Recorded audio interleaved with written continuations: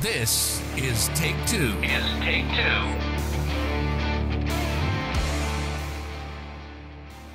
I saw this graph recently of Leonardo DiCaprio's dating history. Oh yeah. When So it comes to fucking the weird, age, isn't it? it's so weird. I always Yeah. heard about it and I was like, yeah, no, you know, like sure, blah blah blah blah.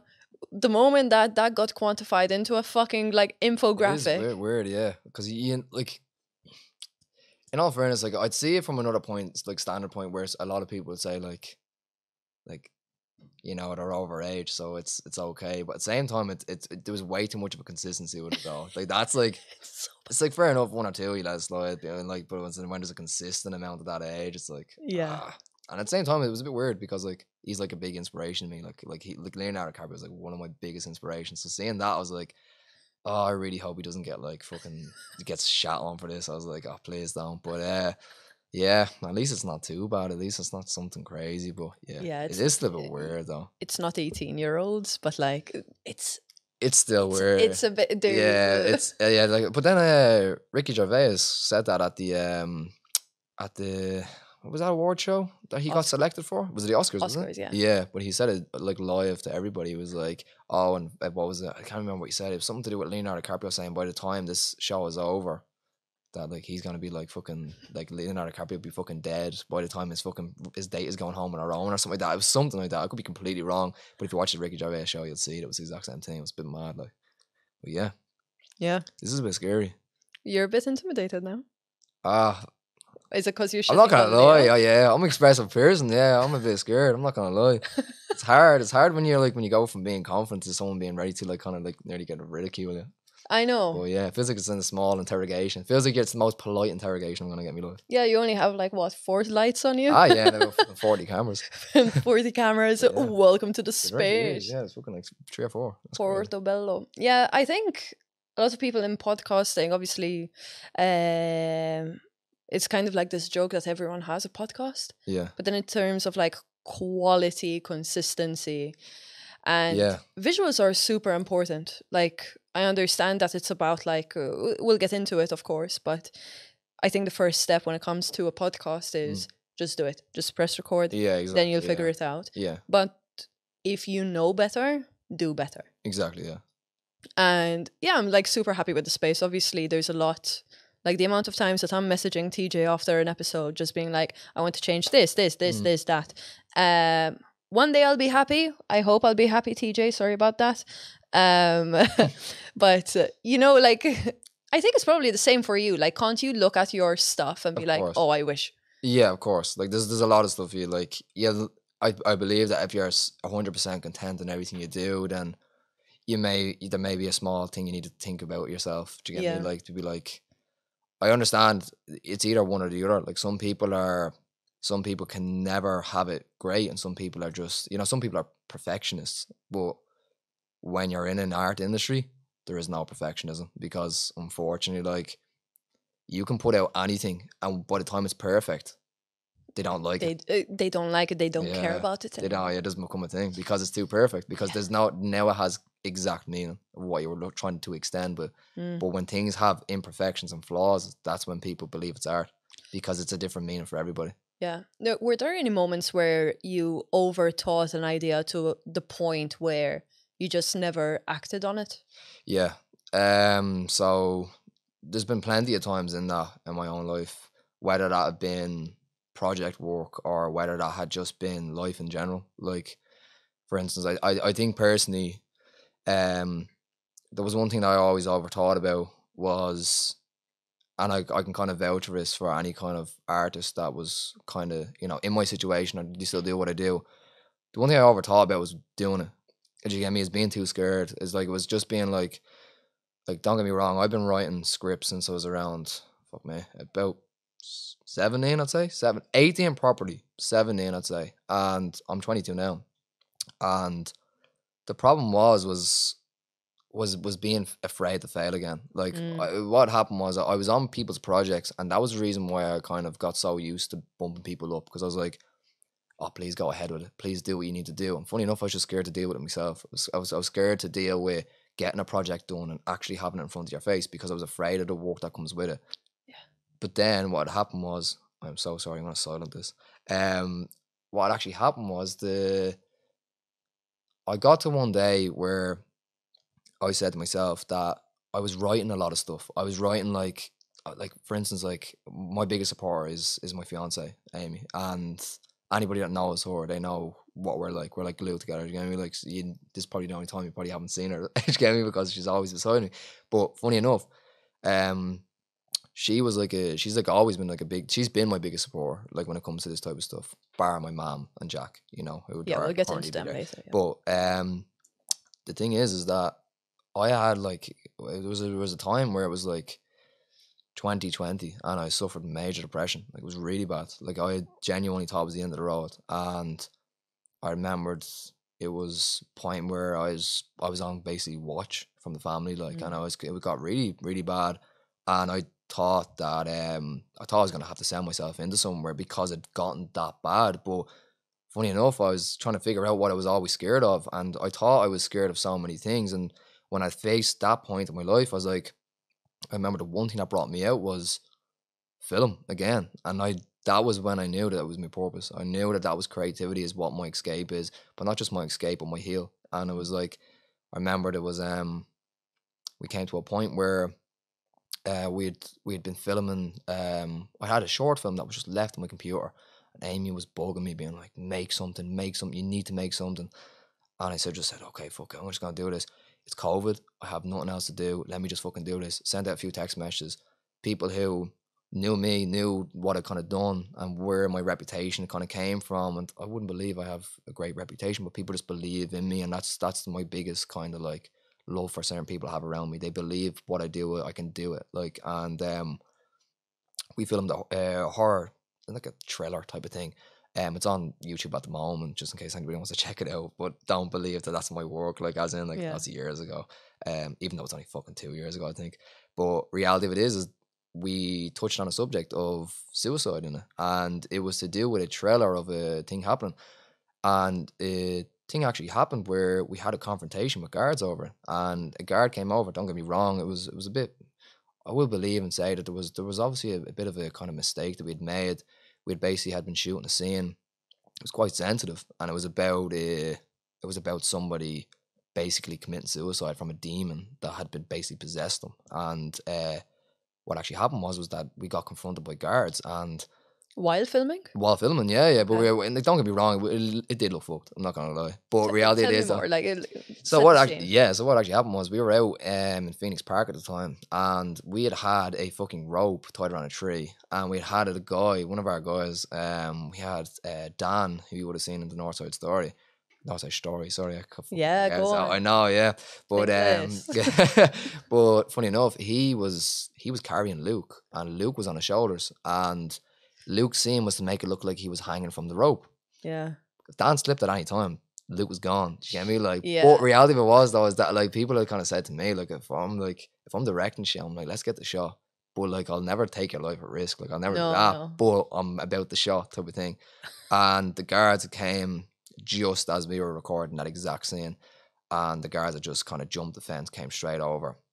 One of them had an extremely bad attitude, and the other one was kind of a bit messed up about it.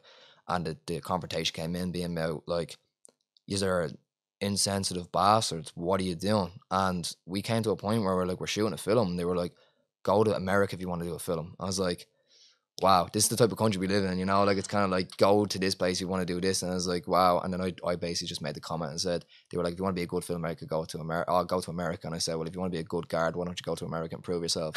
And it got to a point where this band guard had just literally, she just fucking lost it with me. She was like, hey, how fucking dare you do this and all this? You're so insensitive and all, doing this about suicide. You know how many people think about suicide? And here's me fucking suffering from major depression, being like, are you gonna tell me that? Like, don't cross me with this. And I was like, I have friends and family that have done this type of shit. Like, I have people that I know that have done this type of stuff. But there was a guard there, and he was the other guy, and he really kind of sat us down and was just like, look, we're not trying to be here to make trouble. It's just I've had to, find people and take people home and all this, and it is a traumatic experience. And I said, I'm very sorry to hear that. I said, but reality of it is always that if we can't be creative and we can't get the types of things that we do, we might be next on the list in a way, in a nice way of kind of saying it. and I did really understand what he was saying, and that was what kind of put me more into perspective. Be like, you know, this is real. You know, this is real kind of stuff. And I believe that film was my escape from that, and that was kind of like where I kind of had this real strike. Let's get shit done. Stop being scared. And before I know it, like, I knew that comedy was like a thing that me and my brother loved doing. And he was like, let's just write something. Let's write something. And people always said to me, you're a guy that tells us we're going to do something great, and then it goes off the map. And then you come back with another idea, and then you go off the map. And it's like you never got something done. And funny enough, I was actually scared to do it, but believing that I could prove people wrong was the biggest incentive. So that's what I done. I literally just said, fuck this. You keep telling me I always back out of things. Let me just do this. It was like my fight, really. And what fight? It was like my fight to prove to people that what I was saying, because reality of it is, though, is that I'm fighting with myself in my head saying I'm a really talented person when it comes to being creative, because on the outside, academically, I'm failing. Like, I'm failing with, like, if I have exams for certain jobs, I'm failing them, you know, because academically, I'm not good. But you tell me to write a story, and I'll write a story for you straight away. Like, and I'll write it in less than 20 minutes, and you might sit back and tell me something you've never read before. And that was where it was. Creatively, I'm there. Academically, I'm terrible. It's the reason why I had so much trouble in school, you know.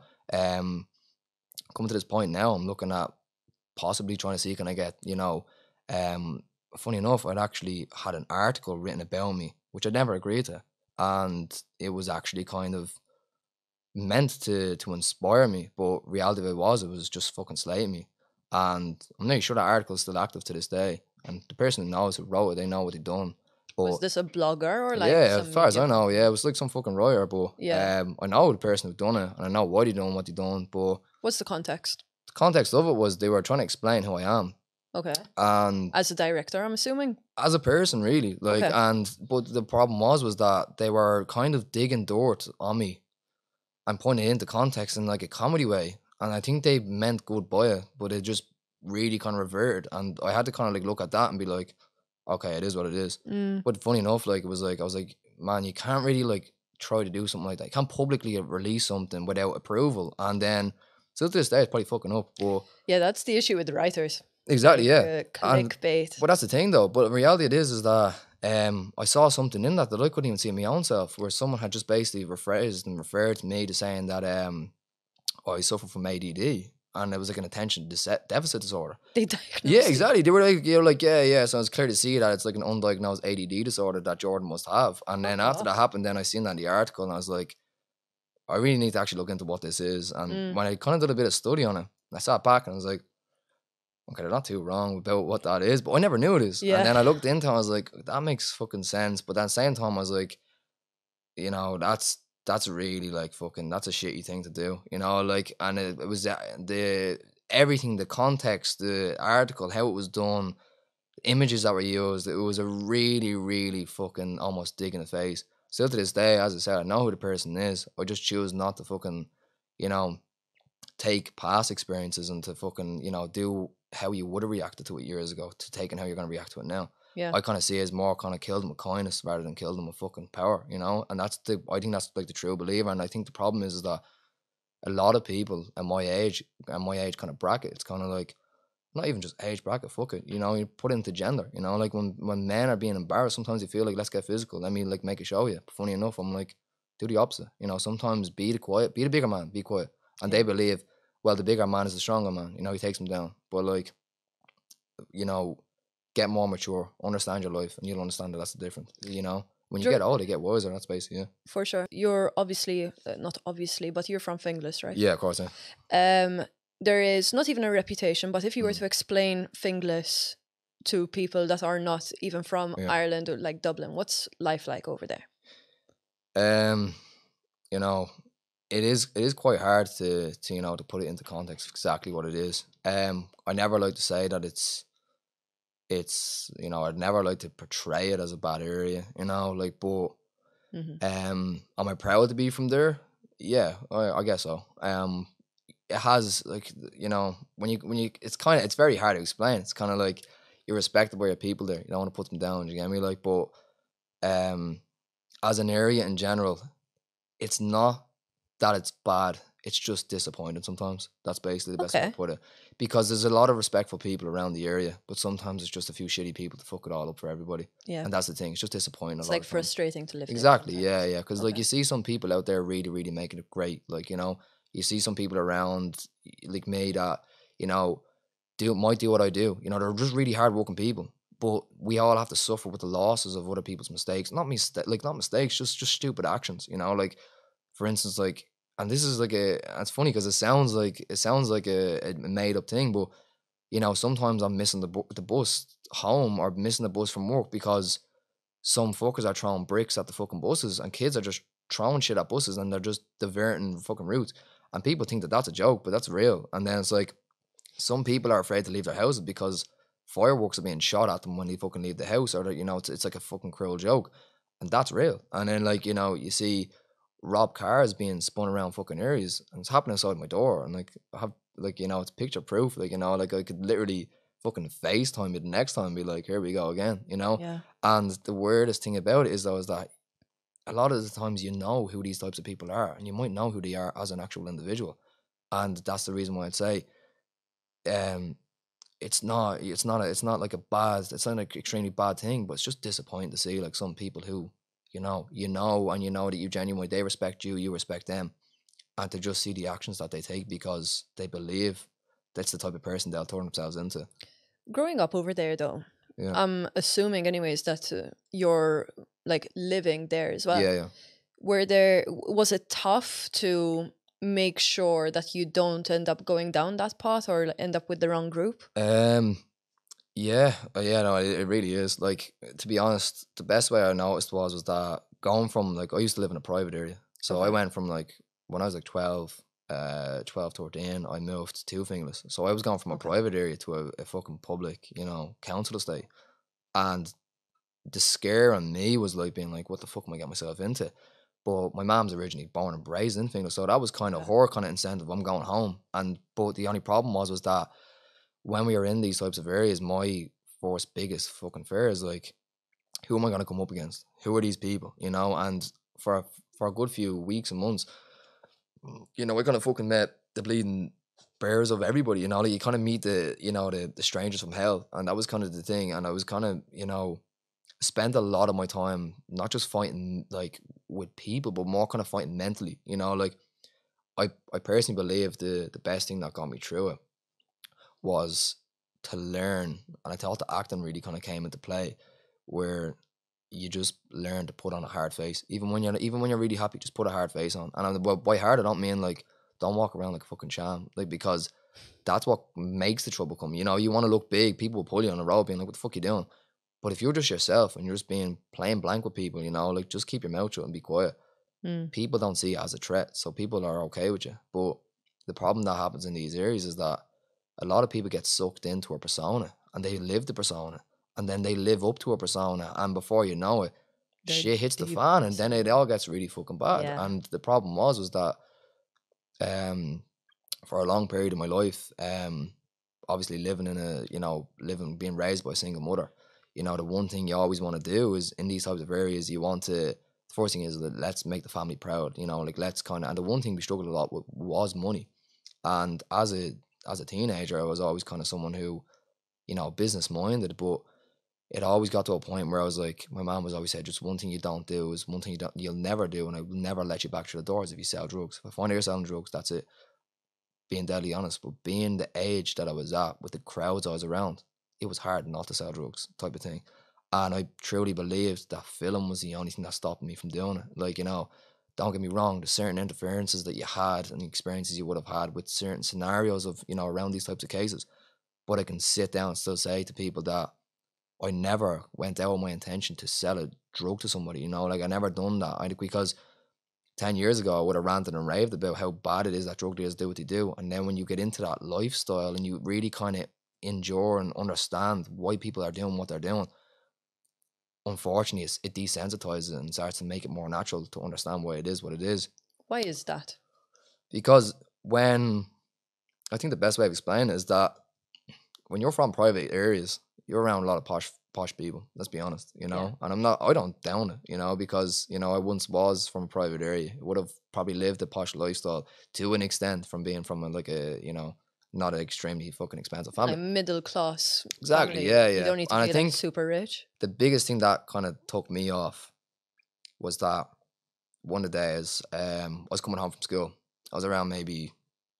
I remember I repeated. I done first year twice and I done fourth year as well. So I was coming home around 18, and when I did, I had me hood up, just kind of walking the road. I think it was like a slightly fucking rainy day, and I'd noticed that like a fucking really expensive BMW just came into the fucking estate. And here's me thinking like, all right, we fucking go, you know, like if something's gonna go on, whatever the fuck it is. But then the car starts rotating around the cul-de-sac, and I was like, right, here we go. You know, I'm waiting for somebody to kind of like do something. Something's about to go on. You know, the best thing of surviving them mistakes. Anyone asks, you didn't say anything. You didn't do anything. Because when you become the fucking mouth of the area, everybody knows where, if anything comes out, someone gets caught for something, they know where to go. They know who said it. And I just saw this BMW, kept walking. But then I noticed there was a girl in the car. She was like mid-40s. And she was like, I looked at her and I was like, you literally look like something off the fucking porch. You know, like, fucking looked after. Fucking looked like she just got her hair done out of the salon. She's wearing like fucking like a dress all in this BMW. And I'm there going, what the fuck? I literally just said to myself, I looked at her and I said, I really hope you live, because I don't know where you're after. Like, I think you came into the wrong estate for the wrong reason. And then I'm thinking, posh girl in a really, really ran down council estate, your car's gonna get robbed, you're fucked. And then I noticed a 15-year-old guy or so, 15, 16, go straight over to the car, throw the drugs in through the window. She puts the money out and she just drives off. Stop. And it was me literally saying, people that live these types of lifestyles will down them people. But yeah, you're still financing them. So like when I got to that point, I was like, wow, it's really kind of like, there's two sides to all the stories. And that was the reason why now, it's the first time I'll speak about it, that I'm actually writing a crime drama now. And it's going to be my next feature for next year. And the reason why people are asking me why I'm going to do what I've done, you know, like what am I going to write about? And I said, it's writing the reality of what I'm, you know, what I've saw, you know, what I've been told, what I've been kind of gone through. Obviously, without any names being said, it's written in a fictional type of way, but it has a lot of characteristics of exactly what happened, what goes on, and, you know, the type of problems I'm going through, what I'm going through today, you know, and showing this parallel kind of universe where if everything went wrong, this is how it would have played out. Mm-hmm. That's basically kind of what we're working on now at the moment. I feel like it's going to be my last piece before I kind of take that bit of an edge to go, I'm packing my bags, I'm out here. So that's kind of my last piece to represent my city or my place. To when you say out of here, do you mean Finglas or? Yeah. You have to move out of there at one point. I know that's don't get me wrong. I love the area. You know, we have our bits and bobs we don't like. You know, it's kind of like everywhere. You know, you might move to a posh area, but you might hate the way they fucking tell you to shut up after 12 o'clock. You know, like you have pros and cons everywhere. Like for instance, like you could be in Finglas, but you can party from fucking 6 o'clock in the night all the way down to 5 o'clock in the morning. Nobody's gonna tell you shut up because they don't know who you are and people don't know how you're gonna react to it. So, but when you're in posh areas, they'll call the guards, they'll do everything. Do you get me? Like that's the fucking problem come true. So, I guess there's pros and cons to everything. Look, good sleep is not a con. Oh, I'm telling you, yeah. No, well, it's definitely not in this area. When fucking helicopters going over your house every fucking night. But yeah, that's basically it. Are you still living with your mom? Yeah, unfortunately, yeah. Your mom is not something. She's not a thing. She's someone that I'd love to talk about. My impression of her is that she's probably one of the most supportive parents you could have found. I was mentioning before that I was doing some research on you and all that kind of stuff. Yeah. She has appeared on quite a few films, hasn't she? She has actually, yeah. Funny enough. Was it tough to like bring her on, or natural? Hell yeah. Yeah, like it was. Yeah, I'd say personally from my own self, she's been that one person that's been there when no one else was. That's the type of way we look at it.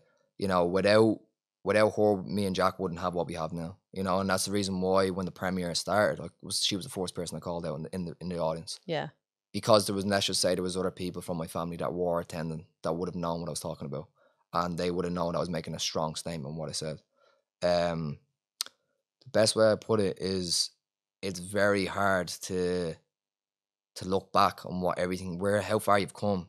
I personally believe that when the premiere ended, for about 2 weeks straight, I had a heavy migraine, and it was just trying to understand what went on. Like that night was so overwhelming, you know, like I had so much going on, but it was a plan that was in place like 10 years ago. No, not even that, like maybe like 2009 onwards, you know. Me and Jack used to make fucking videos on our phones, and because my mom couldn't afford to get us cameras, you know, and then by the time Christmas came, when we were living in the private areas, people were buying Xboxes and they were enjoying their childhood.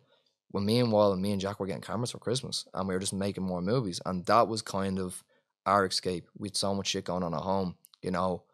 It got to a point where there was random people arriving at the house and we had no clue who they were. And then we found out later on in our lives that St. Vincent de Paul were fucking at our doors because my mom couldn't survive anymore, you know. And then it got to a point where the heating got cut off, and we had to literally keep the oven open to make sure there was heat, and that's in the kitchen. The kitchen was fucking miles away from the sitting room was miles away from the fucking bedrooms. And before we knew it, like, you know, you're running low on food, you're running low on heat, and you're running low on a lot of shit. And before you know it, was that my mom was the only person that was keeping the shelter high. And that was the reason why I still say to this day that whatever happens, my mom is like, although we might fight, we do what we do, we're on a really good path right now, you know, and that's the best part. That's why I'm happy, you know, internally, like. But when it comes to my mom, it's like kind of, sometimes you look and say there's no one that can put a price tag on anything that you do for me, you know, because even if I give you everything, I feel like it's still not enough because you've done so much for me.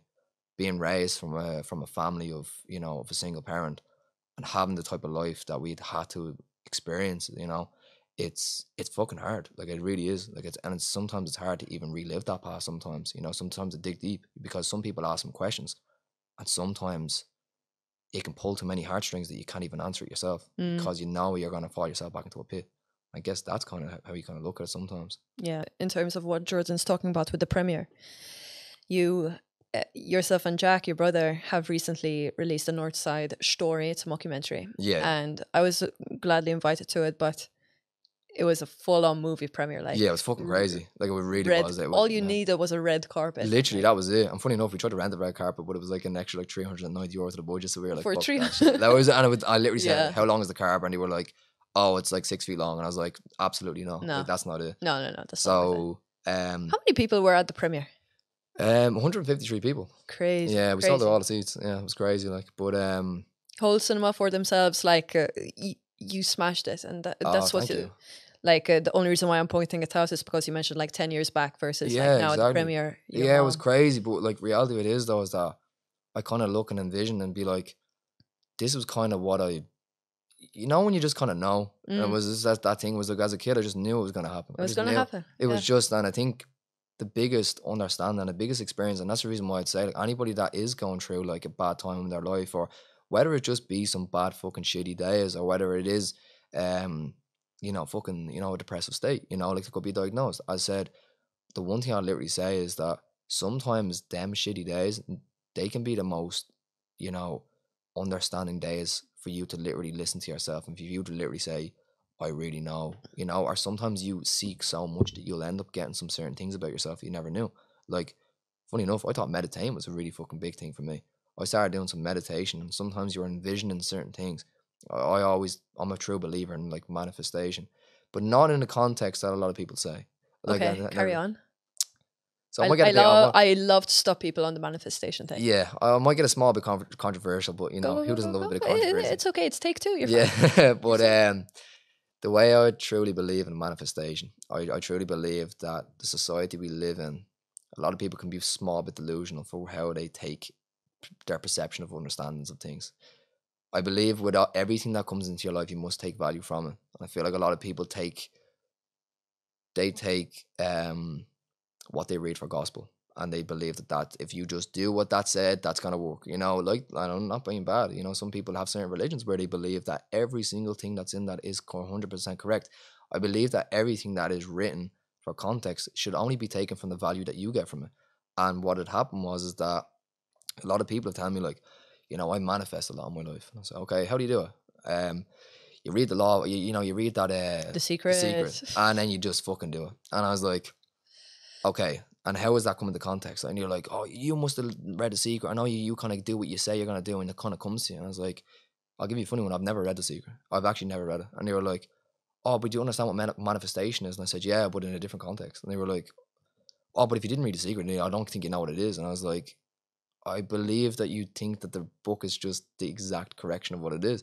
But I believe that manifestation, in my own opinion, is you truly believing you can do something. But if there's no hard work put behind it, how the fuck are you going to know? And planning is the biggest thing for all of that. If you don't have a plan, how the fuck are you going to know where to go? You can't go to a country and figure out you're going to get to your hotel without having a route again there. Do you get me? But then by the time you get to that hotel, you know you've done it. You know, but reality of it is, though, a lot of people go out with empty maps and they get there. And understandably, yeah, they might have said, oh, I read The Secret and I got there. Like, you know, point blank, look, yeah, you might have just got it. But reality of it is, though, is that if you had a plan in place, you would have got there way quicker than you thought you would have. And, you know, if you have a really understanding of logical terms of things, you can really get that quicker, you know, because I truly believe, like, with manifestation, you need to have a really strong idea of exactly what you want. Because if you can't see it, if you can't believe in your own self, where the fuck's it going to go? Do you get me? Because a lot of people say, I'm going to wake up and say, I want a Ferrari, I want a Ferrari, I want a Ferrari. Bro, you're working at McDonald's and you do a few shifts. You get outside, you roll up a rollie and you go home and smoke and go, yeah, I'm going to go out for a drink with the lads on the weekend. Where's that Ferrari going, man? Do you get me? Like, you might get it in your Happy Meal, but you're not getting it outside. So I don't know where you're going with yourself. Do you get me? And that's the type of shit that I was hearing. I was like, man, fuck you. Ferrari's going to be that little, like, plane. Exactly, that's the thing, though. The but, like, Happy Meal. It's the same. It's the same lad that rings you for drinks on the weekend that tells you your mindset is fucking, bro. You don't know what you're talking about, and you're like, bro, you know, like, put some plan in your action. You know, take some action. You're like, you know, and it's the same. Oh, you know, I fucked the board last night and all. Yeah. But bro, you don't have my mindset, and you're like, bro, like, really taking the understanding what you're doing, you know, like take your life into fucking consideration, you know, like they're like, you know, McDonald's gonna upgrade me to manager and all that, and you're like, oh what, like fucking what, you the manager of sweeping floors, man, like, you know, get the fuck out of here, you know. But reality of it is, though, is like, you want a Ferrari, man, plan that shit out, you get me, like, you know, fucking figure out how to do it. I truly love crypto. Oh fucking hell, man! Get on me Forex plan, you know. Look, I'll add you on and all, you know. If you do it today, 500 startup and all that, man. Piss off. 6-figure Debbie. Oh, 6-figure, yeah, mate. Out straight, yeah. 6-pack of Coke is all again at the end of that. You stupid bastard. But oh man, that pisses me off. That really gets me going. You get me, like, no, but it's so true, because in manifestation, especially on social media right now, it's like, don't skip this sound. You're gonna get 3,000 in your bank account. Exactly. Like, and then you see, so other thing is like, you know, share this on your mad eyes, and you're like, you know, bro, I didn't share that. My master alive, you know. Oh yeah, it's literally the same thing. You know, when you're on Facebook and it's like type amen. Yeah.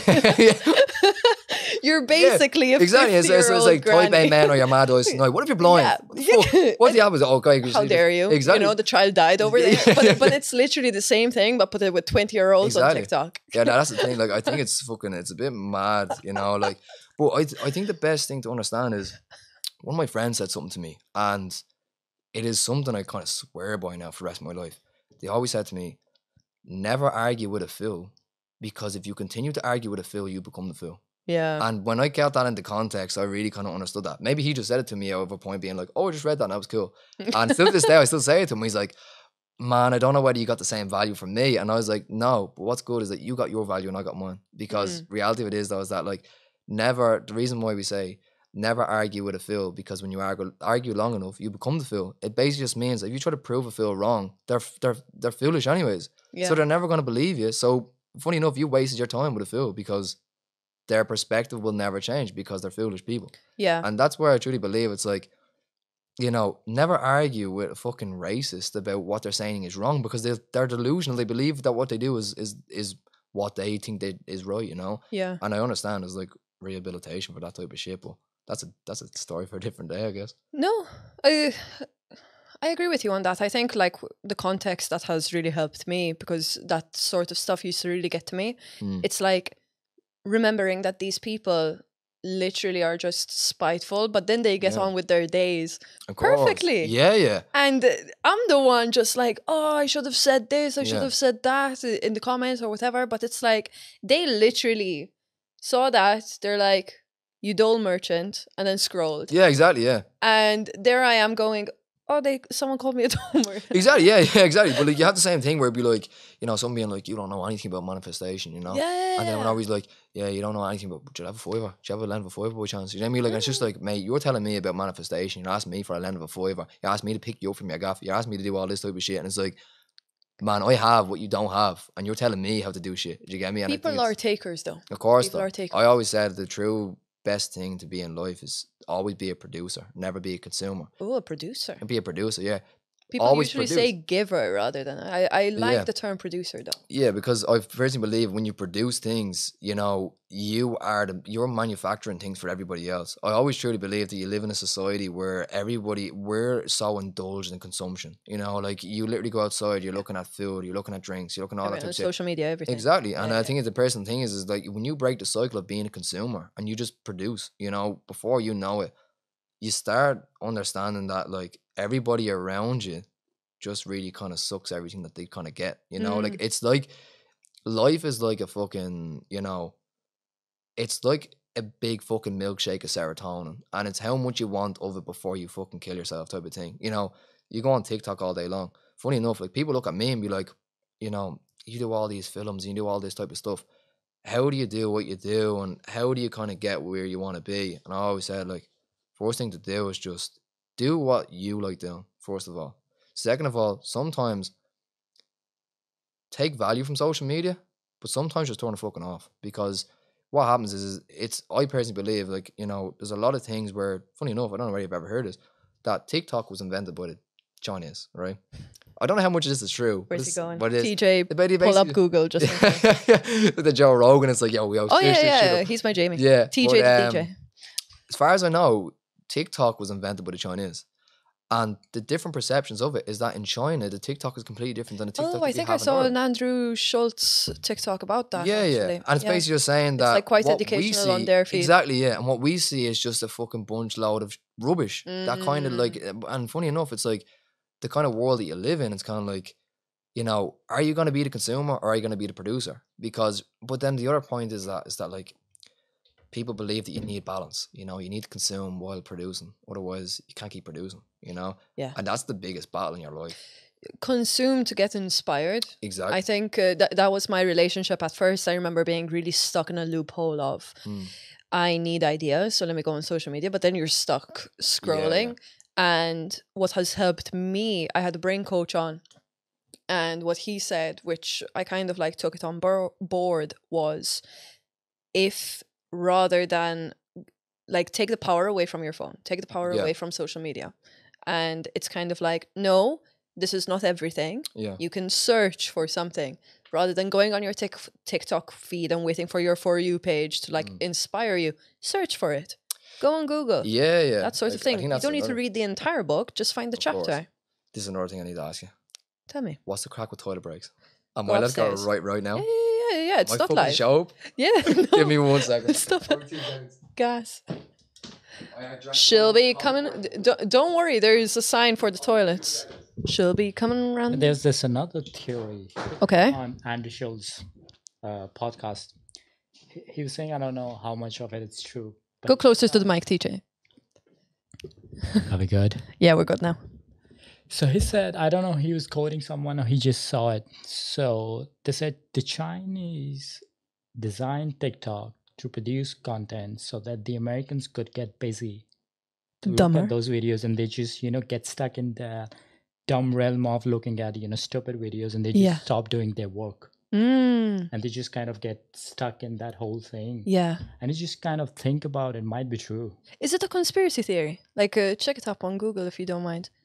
Because that would be so weird. But It's like one of the theories, I don't know. it is a no, I've heard of it before. Like,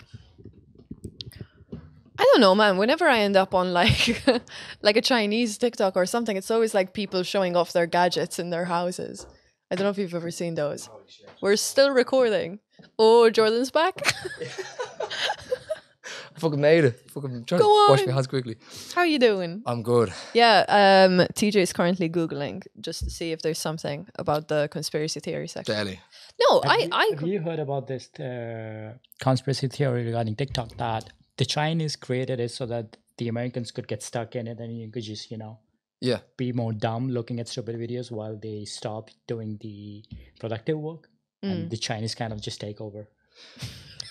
This is just a theory. Yeah. Look, Ireland is not America, you know. Exactly. But like you're never, if you knew everything, then I don't think you'd like to you wouldn't want to stay alive. So yeah. Yeah. Thanks for the break. As That in, felt amazing. Good? Yeah, I felt like a child. I felt like I was sitting here and I was going to wet myself. I was like, you'd just be sitting on the screen, be just watching my Oh, leg. stop just it. being damp. Mommy! But yeah. It used to happen to me all the time whenever I used to record in a pub. I used to record upstairs in a pub, Yeah. right? So I'd be like 2 pints in, Yeah. slurring my words like, I am going to piss myself. Yeah. And then they're talking about their feelings. It was always a situation. Anyways, so we were talking about, you mentioned being a producer, right? Yeah. Now, I'm going to go a little bit further back. All right, Grant. Now, tell me if this is true or if it's a Of course, conspiracy yeah. theory. You had a potential big break that might have changed your life back when you were 16. God, what? Oh, shit, yeah. You were cast on Mel Gibson's film, Yeah. The Professor and the Madman. Yeah. They had director promotional issues, correct? Yeah, I actually did. What the fuck? And released the film a few years later in 2019, and your scenes were cut. Yeah. I have before we dive really deep into it, did you know that your scenes were going to be cut? Yeah, no. No. Yeah. And no. how many scenes Did I shoot? Did you shoot? Like, what was your 3. role? We shot Okay. 3 scenes, yeah. What was that like? So I played Sean Penn as Go a kid. closer to the mic. Oh, shit, okay, cool. It's okay. I played Sean Penn as a kid. Yeah. So if you don't know who Sean Penn is, which I barely fucking know, even though I'm a fucking film fucking geek, yeah, he stars in a shit ton of Mel Gibson stuff. Him and Mel Gibson are really fucking good. Really fucking big collabs. But I played him as a kid. How it all actually spoiled was I was in transition year. Okay. And as I said, because I held myself back a year and I done TY, I was 16. So I remember just getting a phone call. I was out at a theatre show for something completely different. Funny enough, it was actually about a trans guy in a documentary. And because I couldn't fully finish the film, I ended up speaking to the guy just after it was done and asked, could I have tickets for me and my brother? And I just said, look, my brother's actually currently transitioning at the moment. Can we have tickets? And he just said, go ahead, free tickets, do what you need to do. I was like, cool, daily. Gave him off to Jack. Jack went off, saw the show. They became good friends, and that was kind of it. But just before that, I got asked to, basically, it was an emergency call. My agent called me and was like, listen, we need to go here. You need to be this. I was like, fuck, right, I'm selling my uniform. So my mom just literally comes around, as she is, and was just like, literally, we need to get you into a car. We need to get you to Bow Street Academy, and we just need to get you straight in for this fucking emergency thing. And I was like, okay, shit. So the nerves kind of stopped only for the point that they called me and I didn't call, I wasn't auditioning for this. They just said, no, we need you. We want you. And that was kind of what gave me confidence. Brought me into a room, literally said, the girl that was doing it was like, look at me and do these certain expressions. I'm like, cool, yeah, do these expressions like that. Before you know it, that's perfect. Thank you. Bye. And I was like, okay, that's fucking it. It's kind of fucking in the Swanee. Then 2 days later, we're getting a trip. We went to the Coca-Cola factory in TY, and I was like, oh yeah, whoop-de-doo. A random phone call comes through from my teacher, and my teacher was like, I was really good with that guy. He was like my biggest inspiration in school. I don't believe I would have been able to do school without him. Yeah, he really got me through some really bad times and some really good times. Matter of fact, he gave me the phone and was like, your mom's on the phone for you. She has some news for you. He's smiling at me. I'm like, what's going on here? She was like, I just remember literally just listening to the phone, and all I could hear was, you got the part. And I'm there going, what the fuck? I was like, what do I do? And the teacher was like, for people that don't know what's going on right now, George is that being cast in a movie with Mel Gibson. And everyone was like, what the fuck? What's this going on? No one had a clue. So time ticks on before you know it. I had to run into the fucking Finglas village to be measured. And we ran into some suit shop. My mom was like, he's going to be in a Mel Gibson movie. We need him measured. And they're going, what the fuck? Okay, yeah, cool. Measured me Remember for free. us when Yeah, you're exactly. famous. Yeah. Measures me for fucking free. And then my mom was like, okay, thank you, bye. And she didn't even pay anything. She just fucking went in, took it, measured, bye. Then before I knew it, the next day, went in for hair and makeup test. And they were like, yeah, blah, blah, blah, blah. It wasn't really too much to it. We went off to some studios out in Bray, I think it was. And it was where Braveheart was filmed. And they went out there. Is it Arnott's in Wicklow, maybe? Yeah, Something. I don't know what it was. There's a massive studio in Wicklow. Yeah, it had a big Braveheart fucking picture outside, and I heard people looking, going, "What the yeah. fuck is that?" And they were like, "Man, that's Mel Gibson. That's the fucking movie person you're gonna be with." And I was like, oh, sorry, I didn't know. And then I went in for hair and makeup, didn't Maybe think too that's much why of your it. scenes were cut. Oh, maybe. But then what I thought the mad thing was, I went on set, done the thing, and before I knew it, it was actually like the guy out of Love Hate, the detective, white-haired guy. And he basically just like talked to me, and I was like, oh shit, like I'm working with the guy out of Love Hate. Like, this is mental. Like, funny enough, I was watching Love Hate when I was a kid, even though I shouldn't have been, but I was watching that being like, I'd love to work with these types of people. And then funny enough, he played my dad in it. And I was like, this is crazy. Funny enough, I only met him there like less than 6 months ago. And I was told him about the Northside Shtory. Is he Irish? He is Irish, yeah. And he was talking to me, he was like, oh my God, like you're doing this movie, blah, blah, blah. And I was like, yeah. And he goes, what's your budget? And I was like, is it like 30 grand, 20 grand or something like that? You know, like you have John Connors in, you have Baz and stuff like that. He was like, what's your budget? And I just literally said to him, I was like, yeah, like under €1,000. And he was like, no one gave me. and he literally looked at me with the weirdest look and was like, What? And I was like, yeah, under €1,000. And he was like, oh, okay. Look, I wish you the best of luck in it. And I was like, no, we got these. And he was like, when he heard the people and heard about what was going on, he was like, fucking hell, man, how old are you now? And I was like, I'm 22 now. And he's like, fuck, how old were you when I met you? And I was like, 16.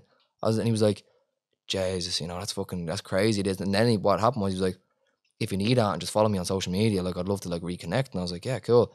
And before I knew it, when I took them bold steps, I told you that when I was scared, before I knew it, everything became confidently. Like, you know, like I'm meeting people, I'm being more kind of understanding. That is so true. And Like that happened with me when starting this. It's like you sit on your ass going, these are the people that I want to be not even in touch with, but friends with. I don't know if that makes sense, but like as a creative person, you want to be surrounded by creative people. There's so much talk about who's in your circle, right? Yeah. And you're like, okay, how does my circle become that? Yeah. Your circle becomes that by doing the shit that you want to do. I truly believe that whatever you want your circle to be, you need to create that. Yeah. You know, create your circle. Don't just look for your circle, you know, because a lot of things like people say like they're not your friends, these are not your people and stuff like that. Reach out. Exactly. Reach out. And I think the best thing to do is like, I wouldn't be in this room with you if I hadn't text you. Do you get me? Like, and I just seen what you done. I was like, and funny enough, we were actually just meant to meet up for music. That was the funniest thing. And then I was going to talk to you about your rap career. I was just talking about that. And I was just like looking at it now, and I'm like, fuck me, you know, like shit like changes in such a. It's good intentions. Yeah. I do have people reaching out to me, but it's like, I can easily filter out whether or not you're here for promotion or you're here to have a chat. Exactly, yeah. And it's usually because I can tell. The reason why I can tell is I go on your feed. Are you active? Are you doing stuff? Yeah. Are you doing shit? But I think it'd be great to have a chat with you, and you go on their fucking Instagram and there's a picture of a daffodil in the pizza box, and you're like, from 2 years ago. Bro, what the fuck am I meant to talk about? Oh my God, I seen back in that post. You had a Domino's box. What were you feeling like that day? You know, like what the fuck are you meant to say? What am I supposed to talk to you about? Exactly, yeah. It's like, I'm not being bad, but it's like your life's not interesting, you know? Like you don't share much, you know? Like your thoughts might be interesting. Exactly. But it's about like acting on it and reaching out accordingly. Yeah. Because I think a lot of people are then just like, oh, these people will come to me. No, they won't, because they're busy doing their own thing. It's reaching out with good intentions. Yeah. And then life just filters through, stuff, you know, like it just happens. How long have we been speaking? Probably a year now or something. Yeah, like that's the thing. Like, funny enough, when we had actually talked, we talked through somebody else that you knew. Oh, yeah. And it was talking through a producer that you had known as a friend. And Sania. Sania, yeah. Sania. And what happened was me and Sania were working on a project, and then what happened was that the music stuff was like, the music industry was starting to get a bit weird with me, and then I just kind of got to a point where I was like, nah, fuck this, I'm out. Like, I'm going to do some film stuff. And then when I got into the film stuff, I understood that the niche, not the biggest gap in the market was a lot of people had great ideas and they had a lot of great fucking filmmakers, but the music is just not there. They don't know where to get the music, and they just need budget for music. And I was like, fuck this, I'll just write my own shit and just put my own songs into my fucking movies. And then the Northside Shtory was the end song was normal, and that was like, and that was mad. Like that was kind of like the end. And I was like, this is what you need. And on top of that, not only are you making your own music for a film,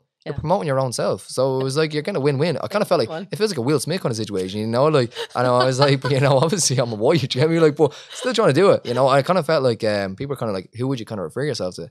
And I was like, I'd love to see myself as like a, you know, like an Ice Cube or something like that, you know? Like the way he sees it, like, he does the rapping and he does the movies as well. Take consideration, you know, like obviously he went through some gang shit and all that, you know, like, and I'd say I'm like Finglas, man, like Finglas is the Bronx, you know, but it's the closest I'll get to it, like, probably. That's kind of like, but the reason why I was like, why would you refer yourself to that type of situation? I was kind of like, it's coming from absolute nothing. Like it's literally coming from nothing. Like, because anybody that kind of knew me or kind of knew what I was going through, they would know that I literally came from fucking nothing. And the thing is that like you came to a point where literally you couldn't really afford anything. And now that I can afford things, funny enough, your brain gets so understanding of shit you don't need. You know, don't get me wrong. It's nice to treat yourself, you know, with like a nice maybe pair of shoes, a nice jacket, a nice something like that, but with all good intention, you know. Sure.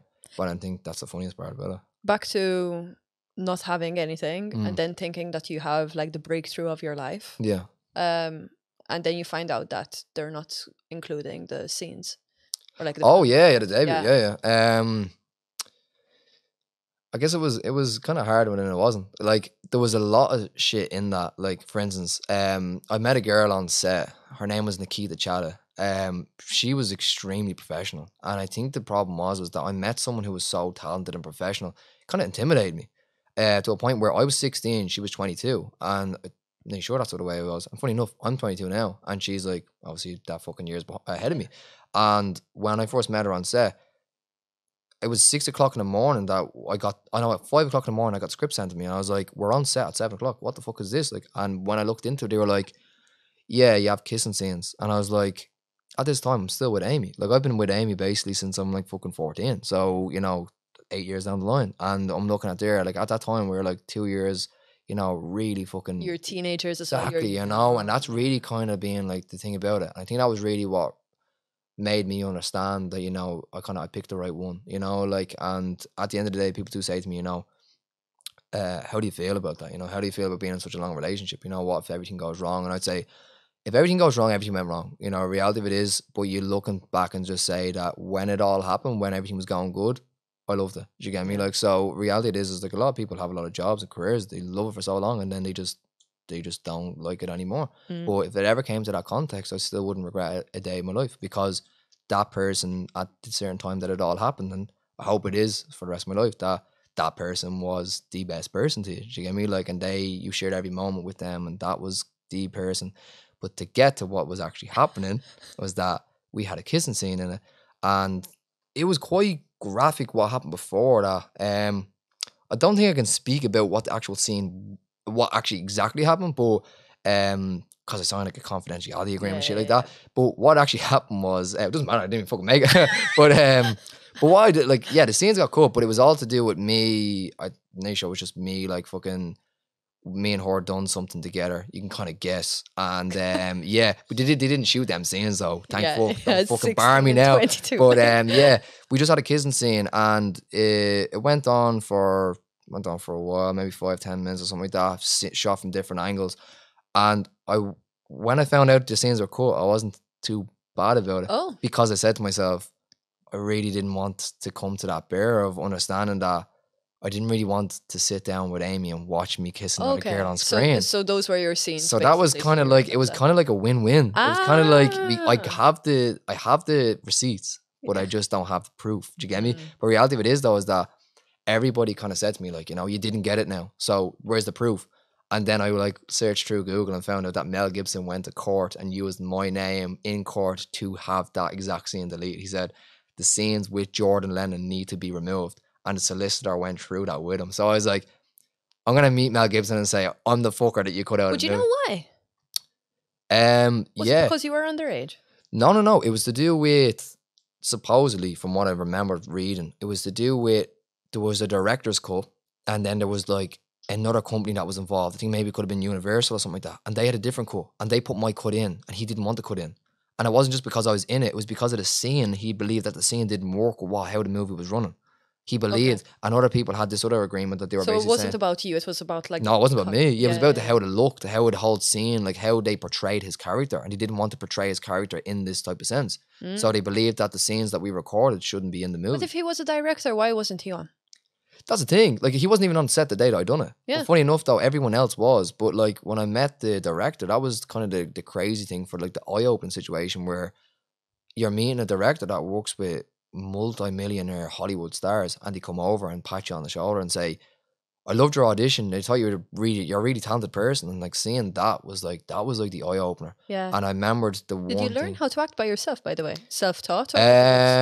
Yeah, I would personally say that. I went off the stage school for like a year and a half, but like personally, it was all kind of like self-developed. It Yeah. was more kind of through me and Jack making funny videos, pretending to be different characters.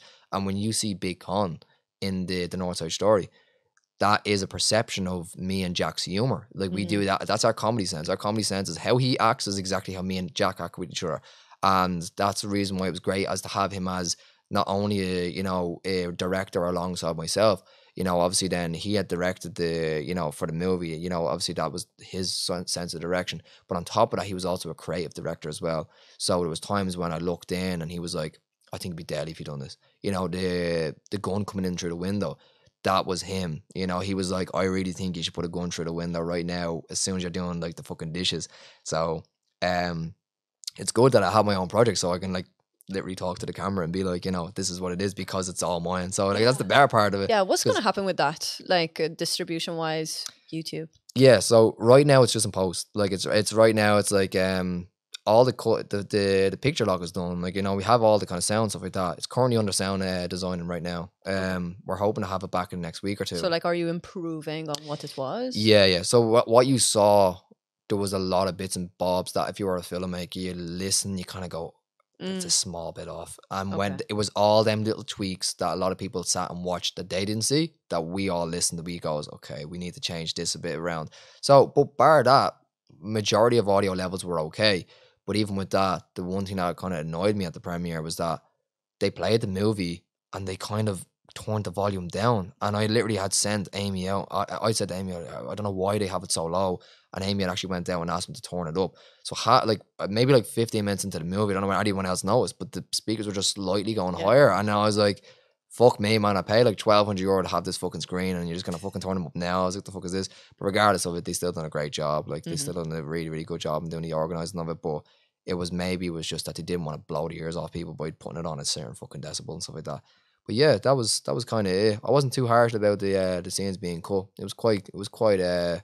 It was a learning curve, really. It was more kind of understanding where I wanted to go. And I thought the worst part was the drive home to Finglas, because when I arrived on set, there was about 7 people of crew that ran at me and was like, oh my God, Jordan, come here, Mr. Lennon. And I was like, don't get me wrong, I don't love the overwhelming fucking, prestigious fucking thing.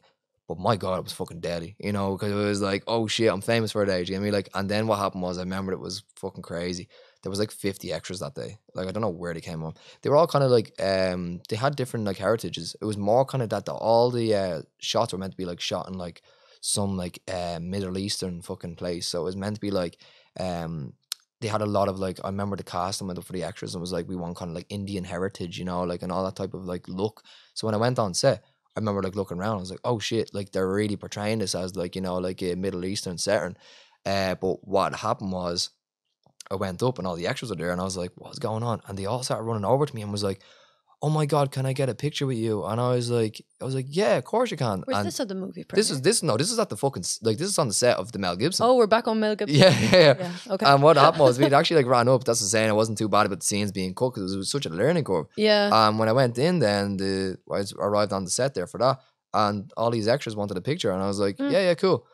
And then some bodyguard just like really runs in front of all of them and pushed them away and says, no pictures with Mr. Lennon. It's confidential and all this. And I'm there going, my man's just had to nearly sparking some bastards because like look at a picture. Justin Bieber. Oh, I swear, man. I was like, but then at the same time, it was like, fuck me, man. It's like, this is really fucking strict, This is really kind of, I truly believe if I ever got, not kind of if, when I do really try to get as far as I can get, that I have that understand with people. It's like, I'm a person, you're a person. You want a picture of me? No problem at all. Yeah. But obviously then, like, you look at celebrities and you understand like why they kind of get so overwhelmed and so pissed off with photographers, because reality of it is you just want to live life, And like and now I'll make it easier. When I went back to the premiere, there was a lot of times where I'm a very kind of, I love having social interactions, one-on-one.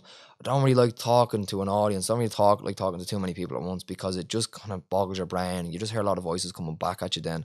But when I was like trying to chat to you, trying to have a small conversation with you, and you'd be pulled on the shoulder being like, let's get a picture. And it got to a point where I remember that's what I said after it was done. Everyone was like, well, let's go for drinks. And I'm like, I can't my do social this. batteries. Oh my God, my head was fried. Yeah. And then we went into like the fucking workman's club, and is the first and last time I'll ever go to that place. We went in fucking suits, and these people are walking around in fucking t-shirts and tank tops, fucking walking around in pairs of jeans and all. And they looked at us and goes, wow, you're not dressed for the occasion. And I was like, oh my God, I'm being told down by a guy in a tank top and fucking shorts. I was like, what is this place? It literally looked like a youth center. And I was like, oh shit.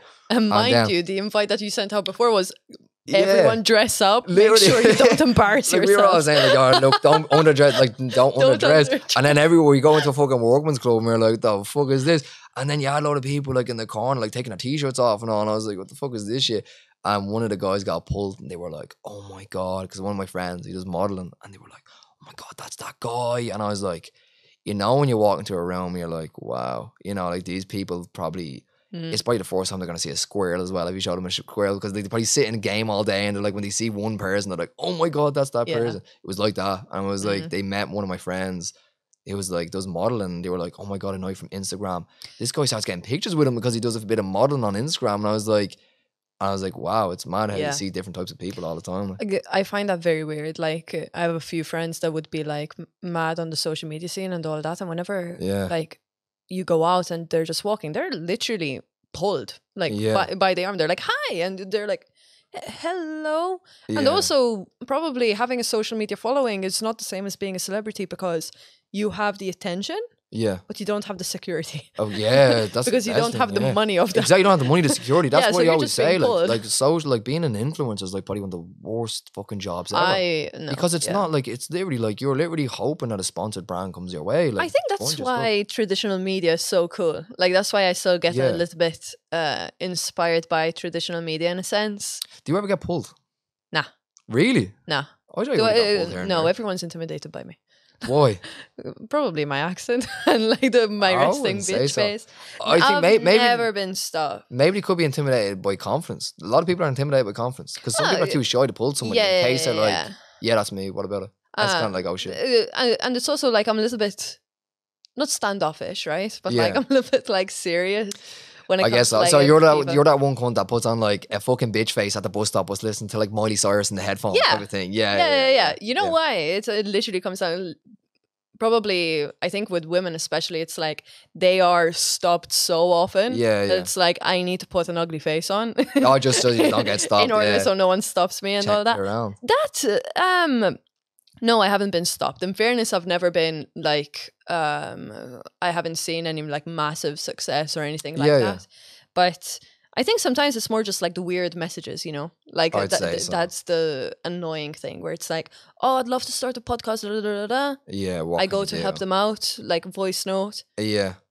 Can we go out on a date, please? Oh wow. Yeah. Like I just get asked out a lot. Yeah. I'd say yeah, but that's the thing though. Like it's like fucking world is a weird place. Like when you get really dig deep into it, you know. Yeah. Whatever. Like Yeah, like it is what it is, comes with really. it. I kind of like to focus on the nice messages and like There's always like I Yeah. think like, you know, if you're an energetic person and you feel you can filter as much as you can. I think the best thing to do though is that like when you do what you do, always try to make sure that what you're the kind of energy you are intaking, that it's all just nothing but kind of positive stuff. yeah. Because like although you might have some people on that are talking about some negative subjects, sometimes they might have the best intention to talk about it for all the right reasons. You know, like happens all the time. But I'd say like when it comes to someone like you that like, you know, that needs to do a podcast, has to have people on, you really need to get some shit that captures people. You know, like you're listening to and you're like, oh shit, you know, I really relate to this. Yeah. And that's the thing though, like, you know, I'd always say that like sometimes I feel like I'm living the broke artist's dream, you know, like the artist that never made it type of thing. And funny enough, like people like, I could think that in my head, and then people look at me and like, man, you're 22, like shut the fuck up. You know, like you might have, you know, someone who, sorry to get it wrong, I think I'm not sure it's Brendan Gleeson, you know, like the fucking guy, he's like mid-40s and his career took off when he was mid-40 because he was a teacher, you know, he was a teacher in Ireland, and somebody just said, you can't make it, you're too old, goes out, makes it one of the most paid fucking Irish stars there is, you know, when it comes to Irish film. And that's what kind of keeps me on a stand ground to be like, do this shit, you know, like, because I hope that when I look back on what we just done today, you know, what we're doing right now, Yeah. funny enough, you could be making history right now. Do you get me? And that's the crazy thing. That's what I love about it. No, for sure. And Because someone could end up like looking back, like, you know, let's just say, for instance, either you take off or I take off, yeah, and you look 5 years down the line, somebody searches for a clip on an interview and they want to know And about that that's actor. They're inspired by either the actor or the podcaster, and they say, what did this person do? What did Yeah. they do? And they dig deep, and then they find me and you, and they find Russ in the corner, you know? And DJ. yeah, and the you know, and you find so much, and I think people underestimate how strong the internet really fucking is. That's it. crazy, because you That's found all that shit on me. Do you get me? Yeah, Like, yeah. but that's the thing though. Like, people want to portray all the good shit, but you can find some mad shit on people. Like, if you just really dig deep, and that's the thing though. Somebody might want to maybe find something on me, and they might go through Yeah. this podcast, and they might search through it, and then Yeah. they go, "Who the fuck is Debbie?" And then they look into this, and then before you know it, whoa, shit, you The know, one that like it's some let interest. him talk That's shit. crazy. Yeah, exactly. But, Yeah, I think it's about like betting on authenticity, yeah, and I'm hoping that that's like where it will like that's what will like Be leverage what me. it is. Yeah, Because I've had this conversation so often with so many people. We were discussing this before, where like I know there's like not a formula, but like I know certain topics that like bring in way more listeners, followers, course. messages, and Yeah, all yeah. that. But if I'm not even gonna sacrifice like doing that short term, and then doing the shit that I like and like Yeah. not having it. It's a slow game, marathon, not a sprint. exactly. yeah. And I think right now with our generation, because we are so used to overnight success, Yeah, it's like, and the money that comes with this overnight success, it's very difficult to go like, this person was shaking their ass on TikTok and now they live in a mansion. This person Yeah, was yeah. doing comedy skits on TikTok and now they landed this deal. exactly.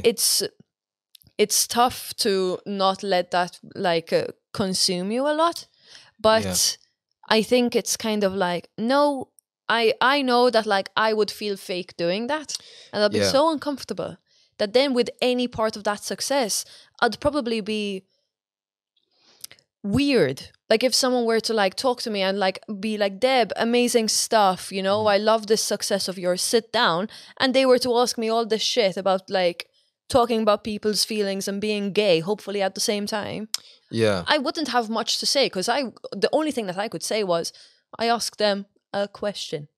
They spoke, I clipped it right. exactly. Yeah. So like, I think the one term I love is stay in the barbershop long enough and you're gonna get a haircut. And I think that's the reason why I say that, is because everybody does, you know, like everybody has their time, you know. And I think the thing is always that, and the reason why I say that is because I say, when people say wait in the barbershop long enough and you'll get a haircut, is because you could be in line and you might see that one person that you're like, fuck, he's after getting in line, he's after getting his haircut done, and you know, like that's it. And you personally feel like it's going to be the longest wait ever. But when you have that haircut done, you know, it's kind of like, oh shit, you know, like it might have been longer for me, but we both got the same outlook in the end. Did you get me?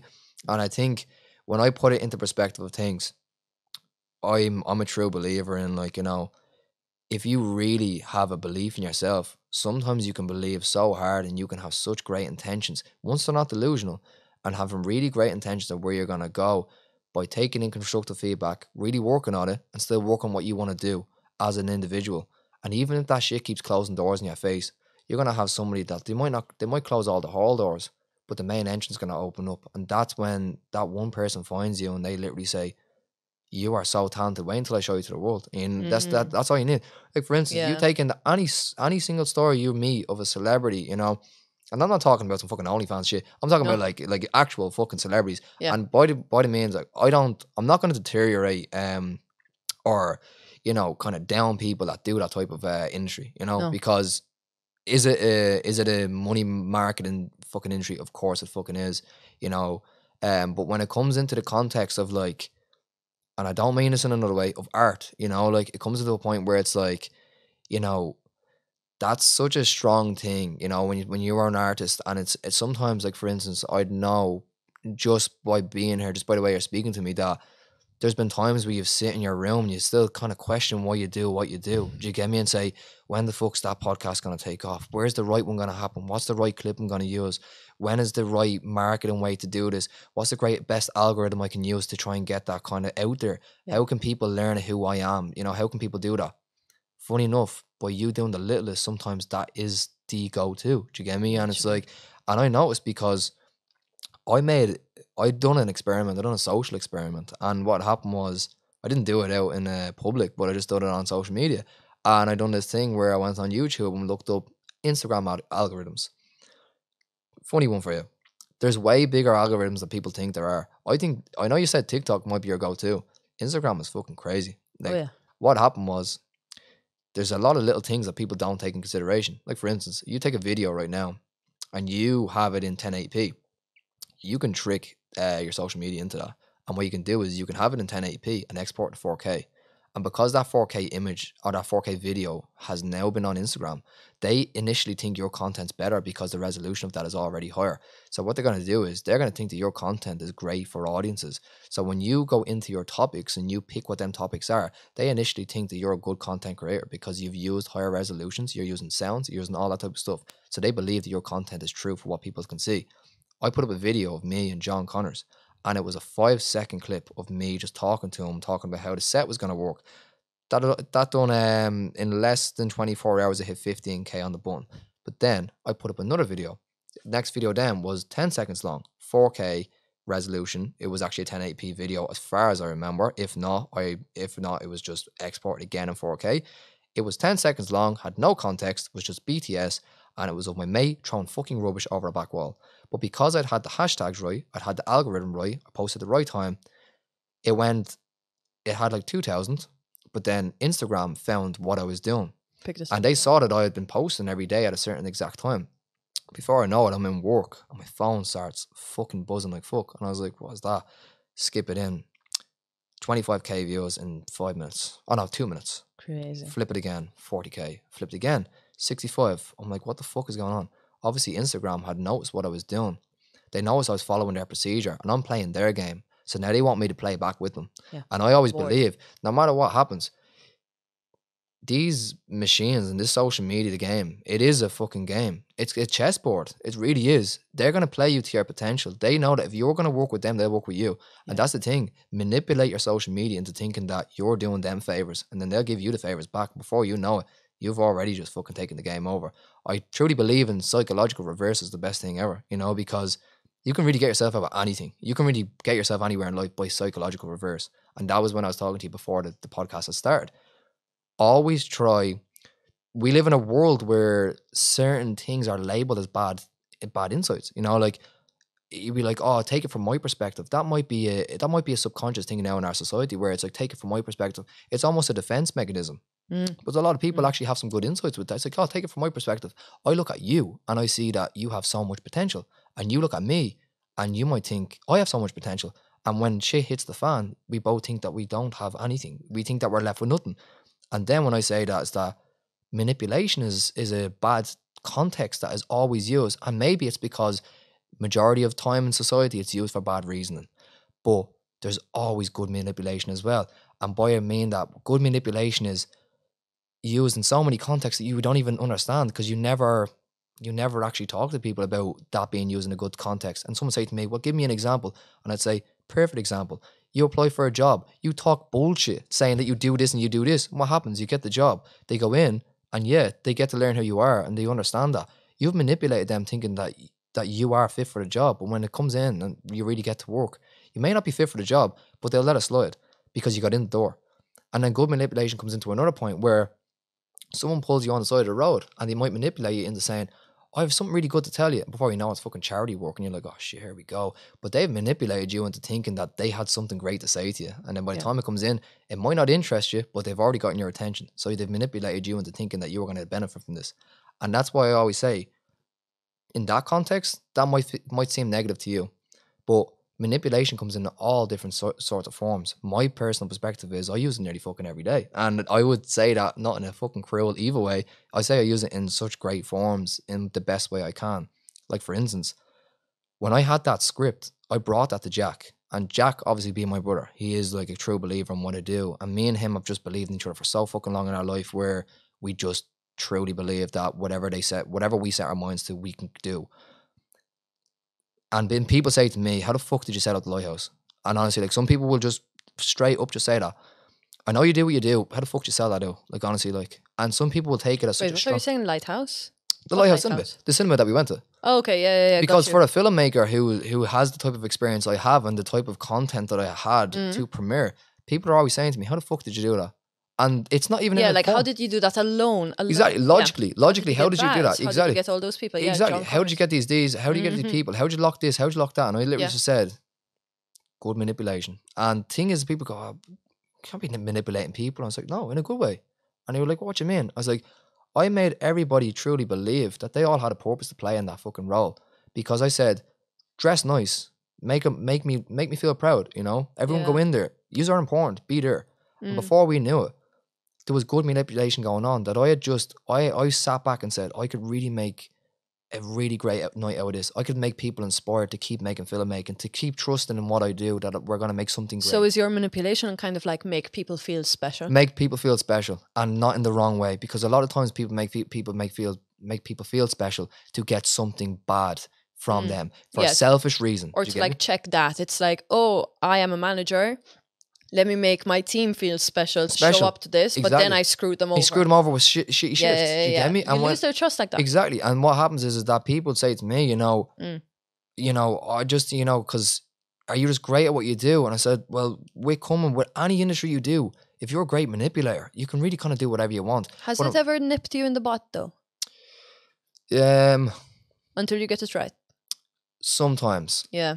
Sometimes it can. Because reality of it is though, is that when they say, can good manipulation go bad? It can. It can definitely. Because sometimes you can promise someone the fucking world and then it doesn't work out. But I guess that's it could have gone wrong with the lighthouse. Like exactly. Only 20 people could have shown up. Exactly. And that's the thing where I was saying, it's like, I could have, said to people, go there, you're going to be special. Everything is going to work out.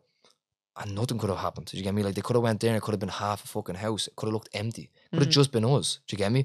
But reality of it is though, is that because they believed in me, I believed in them. Yeah. And the one thing I said is that we all need to cooperate with each other here. We all need to work with each other. And what I done was that I said, let's feel special. Before we knew it, there was a logical sense that I had behind it. There is a special kind of like I always say, like there's a recipe to the success that I had and doing what I do. Would I share it? I probably wouldn't. Off camera I would. But on camera, probably not. Because it's like everyone has their recipe. Everyone has their success. Yeah. What's the point in telling people your success stories and how you do what you do when you could just lose everything you've built because you found it and now everyone else is taking it?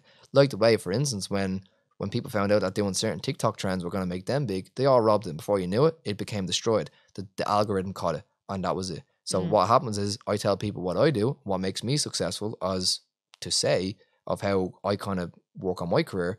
Somebody takes that recipe, then somebody else takes it. Before we know it, there's premieres every fucking weekend because everyone's done what they done. Do you get me? Yeah. So that's kind of the way I do it. But the good manipulation that comes from it is that it's so weird because even when I say it, it makes it sound bad. It's like I manipulate manipulation. people. Exactly. What's the exact definition of manipulation? If you could pull it up, just like a quick Google search, TJ. Just so My that like interpretation we're of it, I think your interpretation of the meaning of it is that making someone believe I like where this is going. is going to go the way that you portray it. Yeah, like in your favor. Exactly. Right? Yeah. So Google says that manipulation means to manage or influence skillfully. Okay. Skillfully. Word skillfully. Yeah. Especially in an unfair manner. So it's like it's a negative thing. If you say it's okay, so maybe it might have that own little meaning. Yeah, so in an unfair manner. A positive way would be for that. Yeah, so anyways. Yeah, that's kind of it. I guess I might be interpreting it wrong, but no, but I do get where you're going. You're like swaying people and showing them glass half full versus half empty. Yeah, you're showing them the positive side of certain things. I truly believe, because I think it's like, when I look at it, sorry for interrupting you, I look at it from a point of view of being like, why the fuck could you not host a show tomorrow and make everyone believe that what they're going to hear is something great? Yeah. And the only reason I say this is because I say, when it came to the industry that I'm working in right now, a lot of people are manipulated into, you're manipulated into a lot of things. You're manipulated, like for instance, yourself, like let's just say you're a self-conscious person. and you want to look great. You're extremely manipulated into skincare products, into looking great type of things. You get me? And that's a thing. And then people who look great, they just probably want to have great clothes. So they get manipulated into materialistic items. Yeah. And funny enough, I always said, the one thing that can nearly beat everything is somebody who's so original. You know, somebody who just is so confident their energy just disperses from their body all the time. They're such a joy to be around. And I truly believe that finding someone who's just internally happy can sometimes be the most attractive thing to you as a person. And I don't mean in a sexual form. I just mean in an overall form. And why when I say this, it probably sound like a fucking hippie preacher on the fucking microphone by saying that. But the meaning that I have behind that is that some people you meet, they're so they're so kind of distant from reality of what we kind of see, you know, like, oh, you have to wear good clothes, you need to wear this, and they're just like, fuck that shit, I'll do me, and they do it for the happiness of their own selves.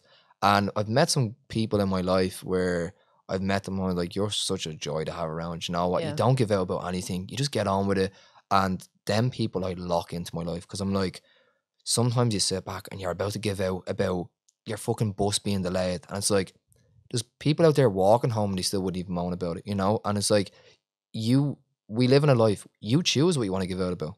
So there's no like kind of like thing where your brain does it for you. You are your brain, you're your own person, you know? So if you were going to give out about, you know, I truly believe in repetition becomes your life then, you know? If you, for sure. If you were like for instance, like if you repeat doing something for so fucking long, it truly becomes you, you know? And it's like, you know, let's for instance, like I'd say for instance, like I have a lot of things in my life that would make me feel secure. Like I'd have like OCD when it comes to like finance. I have OCD when it comes to routine. Do you get me? And sometimes when I break that routine, my body just feels uncomfortable. I'm like, oh shit, like I didn't like. And the funny thing is like people are like, what is that? And I'll be like, maybe that I don't have lunch ready for the next day. And the problem is that it's a domino effect. So you don't have lunch, so then your finances start getting touched at, and then everything else starts kind of fucking domino and affecting us. And that's kind of how it works. But like people say to me, like, why do you have OCD with money? And it's like, because I want to make a life for myself where I don't have to worry about money. So my money should be investing and stuff, you know. And right now I currently have I have 2 companies at the moment. One is under development and one is just literally about to launch now in like a week or two. And that one, do you want to talk about it? Yeah, of course. No worries. So the first company that's being launched now, the social medias, everything is all current ready. It's called Jay's Herbs. So the other interpretation of this is that a lot of people would have thought that, you know, being where I'm from, you know, what I kind of do, the people, you know, the people you kind of see in your area and stuff like that, selling drugs is like a thing to do. And this is where the whole kind of thing I understood, and I was like, shit, this is actually really cool. So what happened was I went off to Amsterdam, took a trip to Amsterdam. As said, where the fuck is this going, Jordan? Trust me, it gets quick. So we went off to Amsterdam, and what happened was that we noticed that tobacco was such a fucking strict thing over there. They don't like tobacco, they hate it. And that was like a fucking favoritism for me. I was like, that's deadly. Like I hate tobacco as well. Like this is crazy, it's fucking cool. Okay. But I noticed that when we were there in Amsterdam, doing what you do in Amsterdam, yes, that they had visit museums, right? Yeah, no, we're just seeing Easter eggs. But what happened was they basically ended up saying to us that don't use tobacco, just use the substitute. I was like, what the fuck's this substitute? And they were like, this herbal forms. It was like, this some fucking herbs on your table, just fucking use that shit. Okay. And I was like, I've never heard of this shit. I put in, you know, I didn't do anything with it. I was eating Easter eggs, I said. Yeah. And there was like kind of like, that was with the substitute. Truffles, right? Yeah, exactly. And I kind of used it up and I was like, shit, this is like really fucking clean. And then I came back to Ireland and I was like, everybody was just flat out smoking whatever they're smoking, but they're smoking with tobacco. And it's like, I was like, that shit just tastes disgusting. Like to me, I was like, I want to smoke like clean. a tea kind of nearly kind of yeah it's kind of like it's like dried up, it's like dried up leaf, it's like basically it's dried up leaf. But the thing is though is that when you smoke it, you're getting more. The problem with tobacco is that it's so laced in so many chemicals that you don't really know what you're doing. Like if you actually sometimes look up, with the weed as well, it's honestly that way. Exactly, but like, if you look up the chemicals that are in tobacco, it's ridiculous. So you wouldn't actually believe, like there's sometimes like you get some certain things where it's like they could be fucking rat. Oh yeah, like lung cancer is there for a reason. Exactly, yeah. And then like when you look into like organically made herbal fucking extracts that go into that can be used as a substitute, it is crazy what you can understand. It's like, oh, these actually have beneficial effects. Yeah, like chamomile, I've heard. Yeah. People use CBD as well, but then that would be like really heavy, blunt. Exactly. Yeah, things. and that's the thing. That was like, you know, what I wanted to make was a cleaner smoke for people who don't want to go down a nicotine route where they start going on smokes then. And that's the thing. I fair wanted enough. to kind of like avoid the fact of smoking. Smoke the earth. Exactly. Yeah, so the way I seen it was is that I wanted to basically have a point of form where anybody that's addicted to smoking, they can avoid smoking, but if they want to still stay on what they're currently smoking, they can do that with a herbal kind of mix to it, so that they can still get the benefit of what they wanted in the end. And that was what we done. And before we knew it, I'd made it, came together, made packaging, done all that type of stuff. And Is it Irish? it's Irish, yeah. So I like it's no, so where its origin is from, it's not Irish. Okay. But everything else would also, like for instance, like the designs and stuff like that. So everything is basically, to put a long story short, it is all from different countries. They all come from different places. Yeah. But it all is mixed up then. Obviously, it's an Irish company, but you name me an Irish company that fucking nearly makes everything themselves. It's too hard to make it. Reason being, we're in inflation. There's no way you're gonna get that shit. But yeah, to put the kind of whole, kind of sum the story up, it's just basically a substitute for people that don't want to do that. And is it like crushed kind of? It's kind of, yeah. So anybody that knows how to do kind I of need to like purchase this now. I want to see. Yeah. I should fucking brought that shit. Yeah, But yeah, so that's kind of what it is. And then the second thing that I'd be rooting into is fashion. And is that live? The Jay's Herbs? Yeah, it's live on Instagram now at the moment. So website? Only at the moment we had Instagram. We got shut down by Etsy because yeah, of course. we were selling the stuff. But Is it the moment that you use the green emoji or exactly, yeah. So like we only ranging right now at the moment. It's 15 grams is $4.95. But that's, and then on top of that as well, we'd be doing a deal at the launch where that includes posting as well. So you get it all posted out to you and stuff like that. Neatly like packaged. Exactly, yeah. So it's all neatly packaged. And the thing is though, is that there's a dog on the logo. So there's a dog and there's an alien smoking a joint.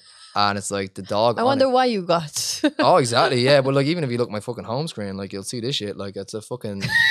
It's fucking Kermit the Frog with a joint in his mouth. But funny story, we actually got that printed on like 4 different fucking t-shirts, and we all walked around Lanzarote wearing that to the airport and stuff like that.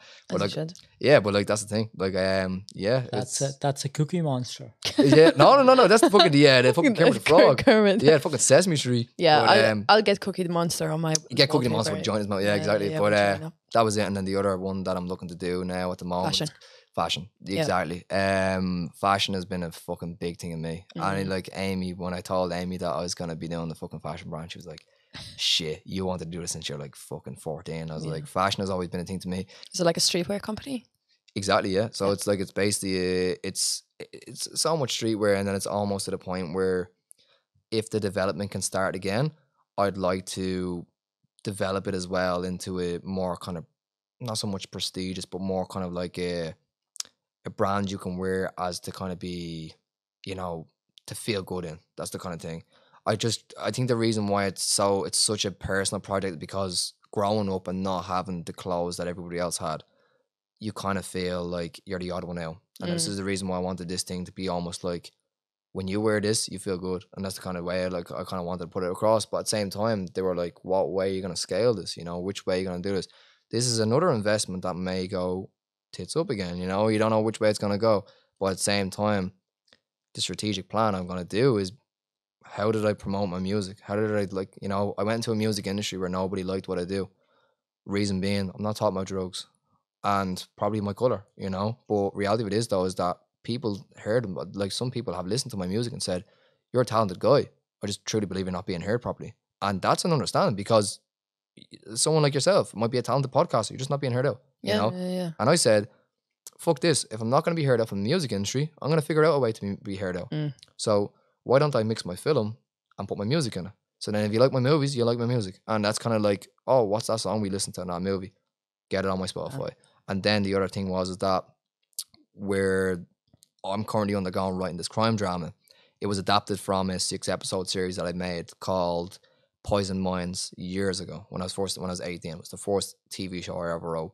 It was my pride and joy for years, and I kind of had to just carpet sweep it because I had to find the recipe of like how to understand cameras perfectly, lighting properly, me and Jack were going under and over with, you know, the really, really right fucking instruments to use to make the orchestra work. And we kind of found that the Northside Shtory, as much as a lot of people might sit back and say, some people might look at it and go, what the fuck is this movie? And a lot of people might look and go, this is a fucking brilliant piece. It's just so stupid. And it's kind of like, I believe that, like, when we were talking, you're like, you have some shows that are just for fucking stoners. I feel like someone's going to watch the Northside Shtory and be like, mate, crack the bags open, we're watching this shit, and we're going to fucking chill out and watch this shit. And it's just kind of like, that's kind of how it was with that. But yeah, it was kind of like, with that was the experiment. The Northside Shtory was the experiment.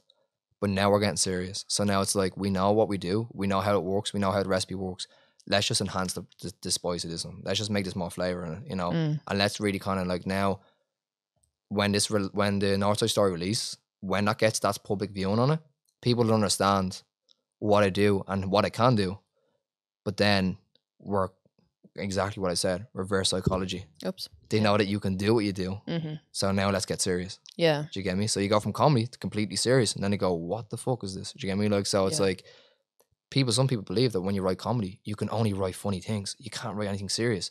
So when we're touching on this crime drama, we're touching on serious topics, really serious shit. I think it's because as well, like, from the little that I've seen of yourself, I've watched Nutters, the Northside Shtory, Jesus, and Boxed In. Yeah. You kind of portrayed the same character, like Dublin, Finglas, typical fucking thing. Yeah. So it's going to be like a nice challenge for you. It's an extreme challenge, honestly. Like, because people think it's like, you know, it's a most likely probably going to be, and the thing is though, is that I always set realistic fucking a realistic outcome. Yeah. Do you get me? I think the best thing to do, and I've always said it, sometimes I fucking live by the yin yang type of way. Do you get me? Expect the worst, so when a good comes from it, it feels so good. Prepare for the worst. Yeah, exactly. But that's the thing though, like, when I was doing the premiere, you know, just say to yourself, if shit goes bad, shit goes bad. But when you go there and everything's perfect, it's just like, not even perfect, you know, everything's just going so great. It's like, you prepared for it. Exactly. Like, that's what I like to do. I think expecting things to go right because your intentions are right is a little bit foolish, in my opinion. Yeah. Like, I get very hard on myself when I miss certain things or whatnot. Yeah. Just because I don't know, like, I didn't think of that in that moment. Yeah. When it comes to the filmmaking industry in Ireland, or just like film and TV, what's like the next hurdle that you're predicting is something that you're going to have to break through? Because for now, I think everything has been independently produced. Yeah.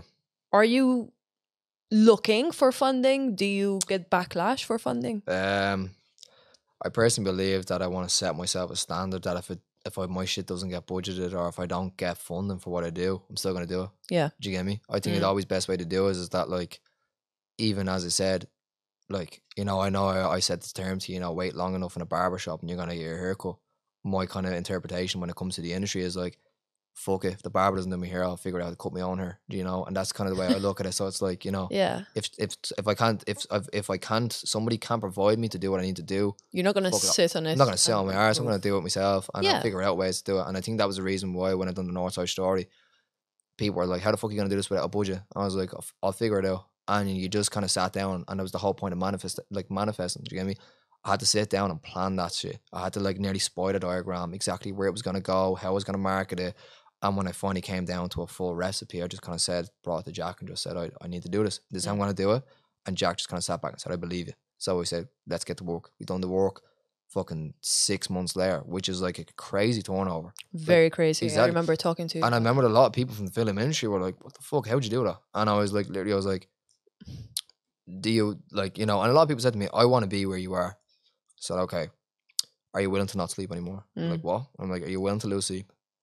Lose sleep for what? Are you willing to lose sleep? What? No. Why would I be willing to lose sleep? Okay, are you willing to, like, lose some relationships? Are you willing to do this? Are you willing to do that? And they were like, why are you asking me all these questions? I said, because that's what comes with it. Yeah. You want to be the best, you need to sacrifice so much, like, literally so much. Like, because there was times where there was family events and I wasn't showing up. And people who were important in my circle knew why. But everybody else on the outside was like, he's selfish, he's rude, he's just prioritizing his work over everyone else. But as soon as that premiere came, everybody was like, "Oh, Giving he's you the an man." You know, let me get that picture with you now, man. And it's like, Yeah.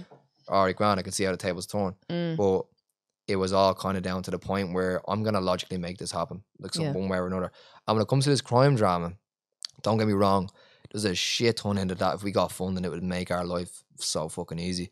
But reality of it is, though, is that if I could do that with a comedy, I'm gonna do that now with the fucking with this. I get that. Yeah. Just for you to have that under your belt and like, Yeah. oh yeah, look, he did comedy gigs, but then we took him on and now he has a drama And now he does this. up your ass. Yeah. But at the same time, it's like people are saying to me, like, what's gonna happen then? You know, as an overall, you start getting distributed and funding. What are you gonna do then? I was like, well, I'm gonna run my company the way I run my company. Yeah, you I'm just figure gonna it run out. like, you know, like I run under the name of Tree Productions. And they're like, what's the motto? And I was like, the motto was always being 3 steps ahead. And the reason why people say like always being 3 steps ahead, that's a bit cringe, it's a bit cheesy. And I'm like, why is the meaning for that? Then I explain, always being 3 steps ahead, always having a route 3 different ways, because shit hits the fan, do this. Shit hits the fan there, do this. And before you know it, then it's always being ahead of before you're already gonna meet something else. And that was the reason why it took me so long to make a feature, because it was figuring out all the possible bad routes I'm gonna hit and figuring out how to defend myself before I hit them routes. And that was the reason why a lot of people were like, Jesus, man, you made it look so smooth. And I was like, you have no idea. No idea. Literally. No, like the moment that I watched the Nutters, Yeah. and I was like, I saw this at the Northside, like the drone shot thing. Oh, and the same fucking, yeah. And I was like, he's been at it. That's 2017. Yeah. Like, No, I don't know if bird. you want to pull it up. Oh, Jesus. Yeah, fuck, I could do it. It's on YouTube. Just do like the Nutters Finglas or something like Oh, that. yeah. Funny enough. Youth drama. Yeah. I don't even know. I Just think for like a I think short the while. Christmas special is the only one that was up, because the original one I actually took down because I just didn't want to portray myself with being such a... Do you mind me playing Oh, it? of course, Just go ahead. literally a It's fucking few history. seconds. It's kind of like a little small piece of history of my own life. Like, Yeah. But yeah, the original one actually was like 25 minutes long, and that one reached like 325,000. And funny enough, that was when the YouTube algorithm wasn't a proper thing. Yeah. So when I used 2017. loads of hashtags, people came flooding in, Well, and I was like, what the fuck is going on here? And at that time, people loved sketches and comedy. And They loved everything. Yeah, they were anything all. that they It's could crazy relate with short to. films, because at that time that was the kind of peak moment where short films were on YouTube, and everyone was like, "Oh shit!" Now that was like the Netflix of back then. Do you get me? But now it's like we're looking to a term where somebody said to me there, like, I was at a film festival, at a Whale Film Festival, and that's the first running course they ever had. It's in Greystones. They're doing it next year. But one guy had basically said, because COVID had hit, all productions had basically nearly stopped. But the only people that were producing was independent people. Yeah. So now they believe that independent now, because it got such a big outlook when it all stopped, now independent filmmakers, distributors are running for them, because they're basically saying, you provide such great content for such cheap prices. And now it's come to a point where these studios are nearly fucking shutting down because they can't afford to stay open. And that was the kind of thing. You might not even be able to find that shit, man. Let me see if I I can say if you airdrop look at my that. name, you might just find it. Might make it easier. Yeah, I think might have taken with it down. Yeah. I think with independent, I watched something this morning, and it was your face. It's Yeah. like the Nutters. Yeah, I think it's not just independent filmmakers; it's also independent musicians. They put up Exactly. a song on TikTok. They're signed by Sony. Like it's literally everyone and everything. Yeah. That, and also I think people get intimidated by independent folk when it comes to They do, because reality of it is, though, is that freedom with of speech funding, and somebody shit, yeah. independently still betcha. I think that's like the most powerful fucking thing. that one. No, Shit, they uploaded that without me even knowing. yeah. What the fuck? That's crazy. I let me send the link over to TJ real quick. You just show me. Yeah, that's so weird. What the fuck? So Copyright? there you go. Just type that entire thing. Yeah. There you go. You're gonna have a wee chit chat with someone soon. Oh, yeah. I told you that it wasn't your profile on it, though. Yeah, that's fucking weird. Because I remember reading that like you've deleted that, but the Christmas Yeah. special. Yeah. That's absolutely fucking weird. I actually didn't think of that. Well, at least Can't. they're doing something decently right. Yeah, but anyways, that is like you in 2017 Yeah. just riding your bike. Like That's the thing, though. That's how it started. Did you get me? Oh, for fuck's sake. But look, even like if you even start that from just right there, okay, and you take it back, look at this shit. That frame rate, like there was so much to be done. This Yeah. was shot in 4K, and then the frame rate on the fucking camera is like a completely different fucking frame rate. So at this point, we had actually done post. See this fucking scene? Mm. Okay, hold on, wait. Yeah, So yeah. you're gonna clip back here. I'll go back to the Canon Okay. shot where it looks like we have Parkinson's. TJ. So actually, no. It's actually further out. It's actually further into it. Oh, okay. So Let's let it play this is then. like going back to the school scenario. But the drone shot was taken separately. So the drone shot was taken randomly with a guy. I said, look, I'm just gonna cycle from here to here. Just record that. But see this fucking Canon shot clicking back here, right? See me, right? I'm laughing because this was all done in one take out the back of my mom's car. And I had to cycle all the way from Speak into the mic, house. Jordan. I had to literally cycle all the way from my house, all the way back to my fucking school. So this is where it's going. Yeah. The drone shot was fucking clipped differently, but you'll literally see here, young I'm you cycling for fucking ages. And my ma kept speeding off. And I was like, can you just tell it that's Amy there? And I was like, can you literally just slow the fuck down? So this is all drone shots that were taken separately, like at different times. Yeah. You will literally see as these videos keep going on, I'm in fucking bits. So I was there saying, slow down, I need to do this thing. Then I nearly get hit by a taxi here. So the taxi pulled out and I was like, oh shit, I nearly got hit by that.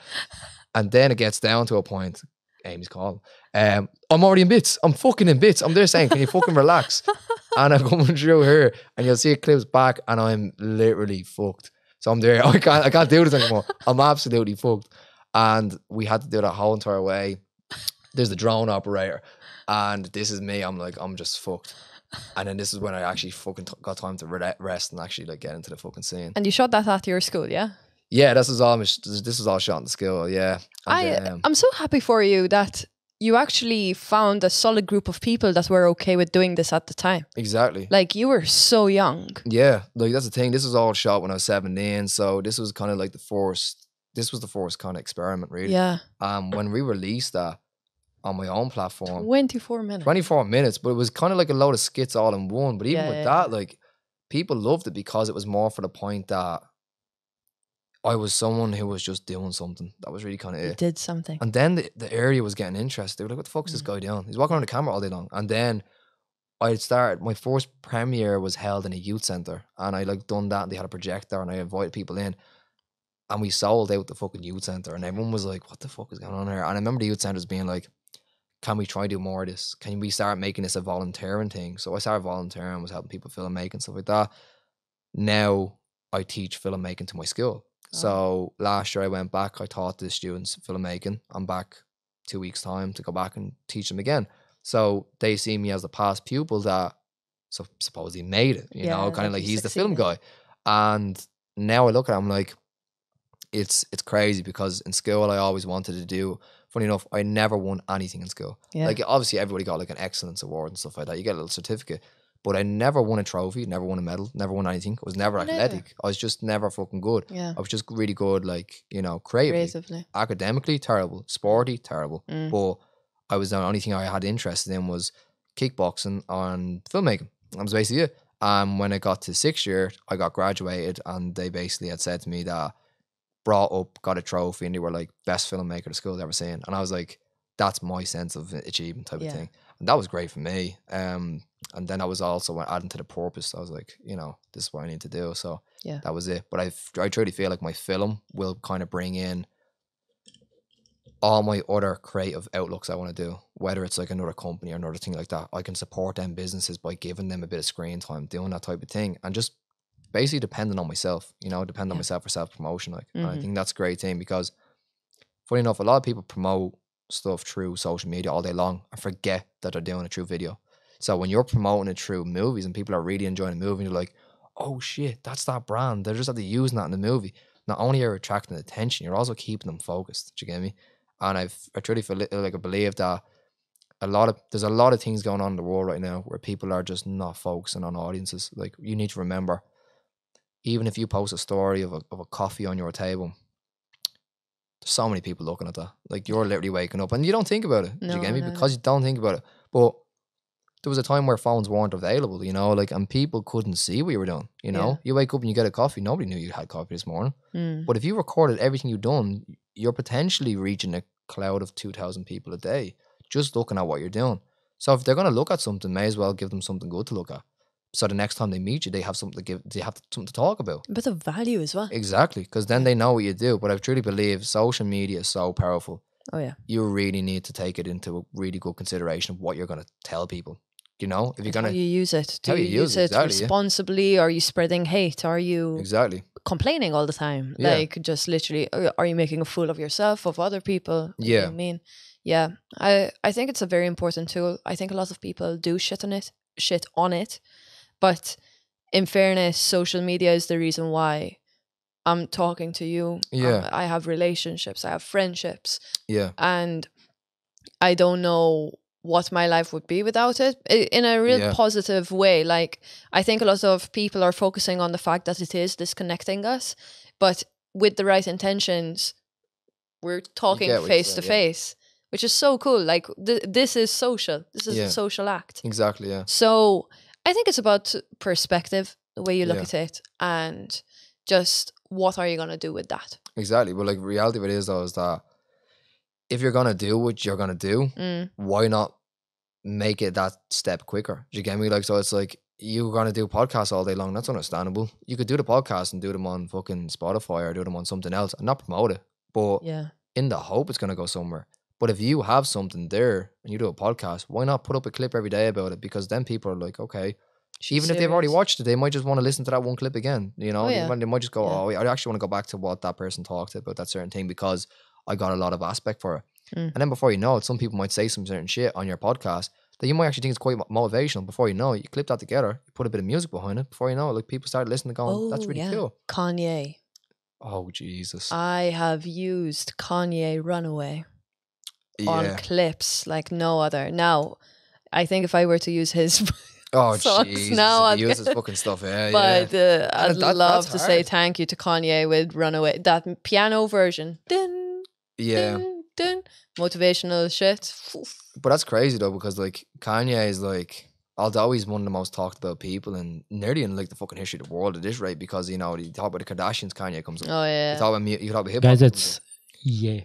Yeah, there you Oh. go. Exactly. Yeah, I know. Sorry. Yeah, legally Yeah. claimed as Ye. But Really? I did not hear that. yeah. So he literally went out and changed his legal name to Ye. So he's now legally known as Ye. Shit. He has no second name. He has no first name. He's just Ye. And Yeah. I thought I was being cool by removing B from the B. No. Well, there you go. He has 2 letters in his whole entire name. Damn. Okay, Yeah. carry on. But Okay. yeah, you look at Kanye and you kind of basically say to yourself, he's somebody who was obviously not good for college. He was not Yeah. good for anything. Like, you know, and that's what he kind of felt. But his creativity came into music. And you listen to his producing, like, honestly, like, a lot of people don't even understand. All the albums that he's basically done, he's probably reduced like 95% of all of his music. And when you listen to all them songs, like, one of my favorite songs that he does is probably Touch the Sky. And not only for the point of what the song's about, and it's so uplifting and it's so kind of like good to have, but for the point that he produced it just by sampling. Like, he's just sampling songs upon songs. So the original song, as far as I know, is fuck. This is the thing. I fucking have on my spot. We're gonna need you, TJ. Yeah, exactly. But like, the thing is that all of his songs are all fucking samples of samples. And the thing is that's the reason why they call him there's Kanye. But you literally like, but you look at like as Kanye as an overall, and it's these types of people that, you know, you need to look at and you need to understand. They're people that devoted their life to their careers. Yeah. And they devoted everything. And I truly believe, like, devote your life and you'll get it back. Do you get me? Yeah. And the thing is that I've genuinely been honest, have you watched the documentary? Yeah. It was really good, and I thought the thing about it was that you resonate so much with somebody like that because you see the struggle that they went through as well, and you see The filmmaker did such a good job. he's done a though. brilliant job. Yeah, Brilliant. funny enough, Kanye wanted to actually have the whole thing fucking removed because he didn't get a say in the creative. Yeah. I think a lot of people thought that it was his documentary Yeah. about himself, but when you like the moment that you sit down, you're like, oh shit, this is someone else's perception Exactly. and experience of Ye. Well, that's crazy though, because the reality of it is that It was brutally honest though. Like, exactly. But and the other aspect I take from that as well is that people might watch that documentary and say, that's great. We watched Kanye in his own form, you know, we watched Kanye turn to Ye, and that's kind of what it was.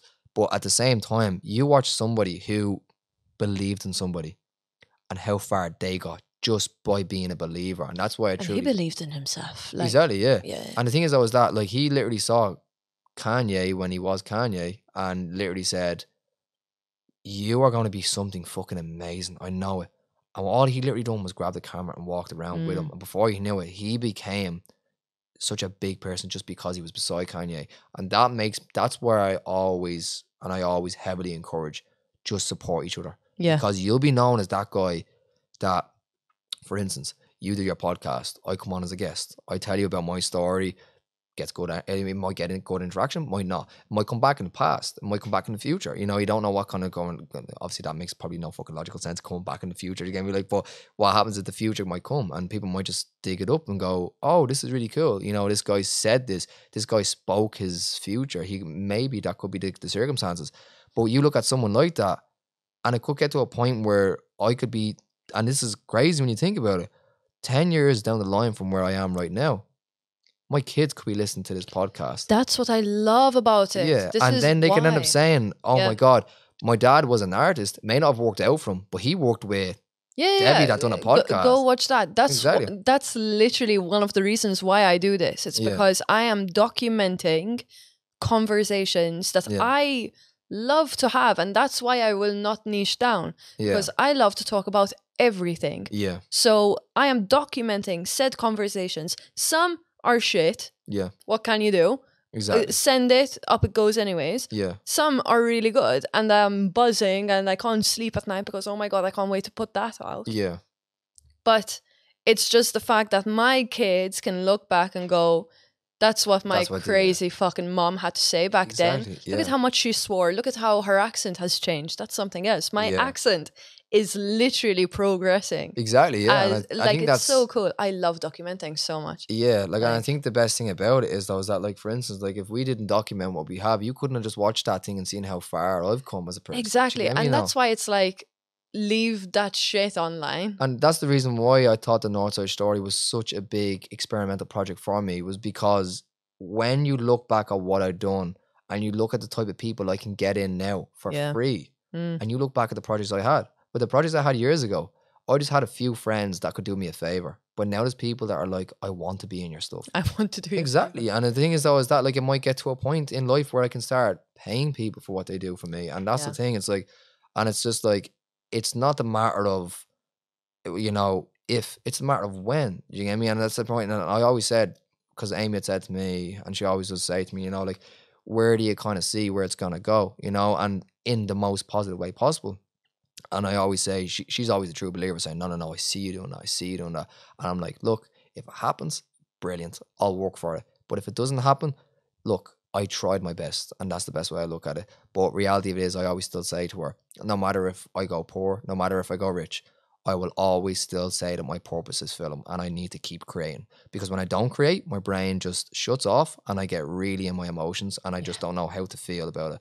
But when I create, it's like I feel so great in myself. It's like that release. It's like some people have their stress releases. That's mine. Some people go on a run. Some people need to compete in sport, whatever it may be. Yeah. I completely relate. But the one thing I love about it is that when you do these types of things, when you document these types of things and interact with these types of people, funny enough, when I walked into this room today, I had absolutely no clue who TJ was. And now I'm looking, I'm like, you know, that's Russ, you know, like I met Russ, you know.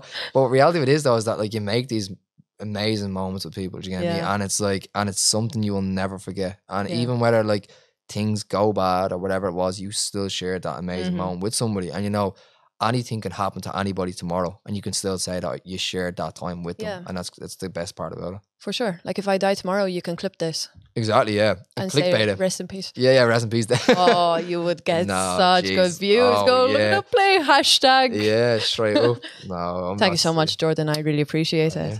Yeah, absolutely perfect. It's been amazing being here. Yeah, it's been a long one for sure. It's been a long one, and so was the toilet. Yeah, so that's perfect. Thank you everyone for listening. I appreciate it.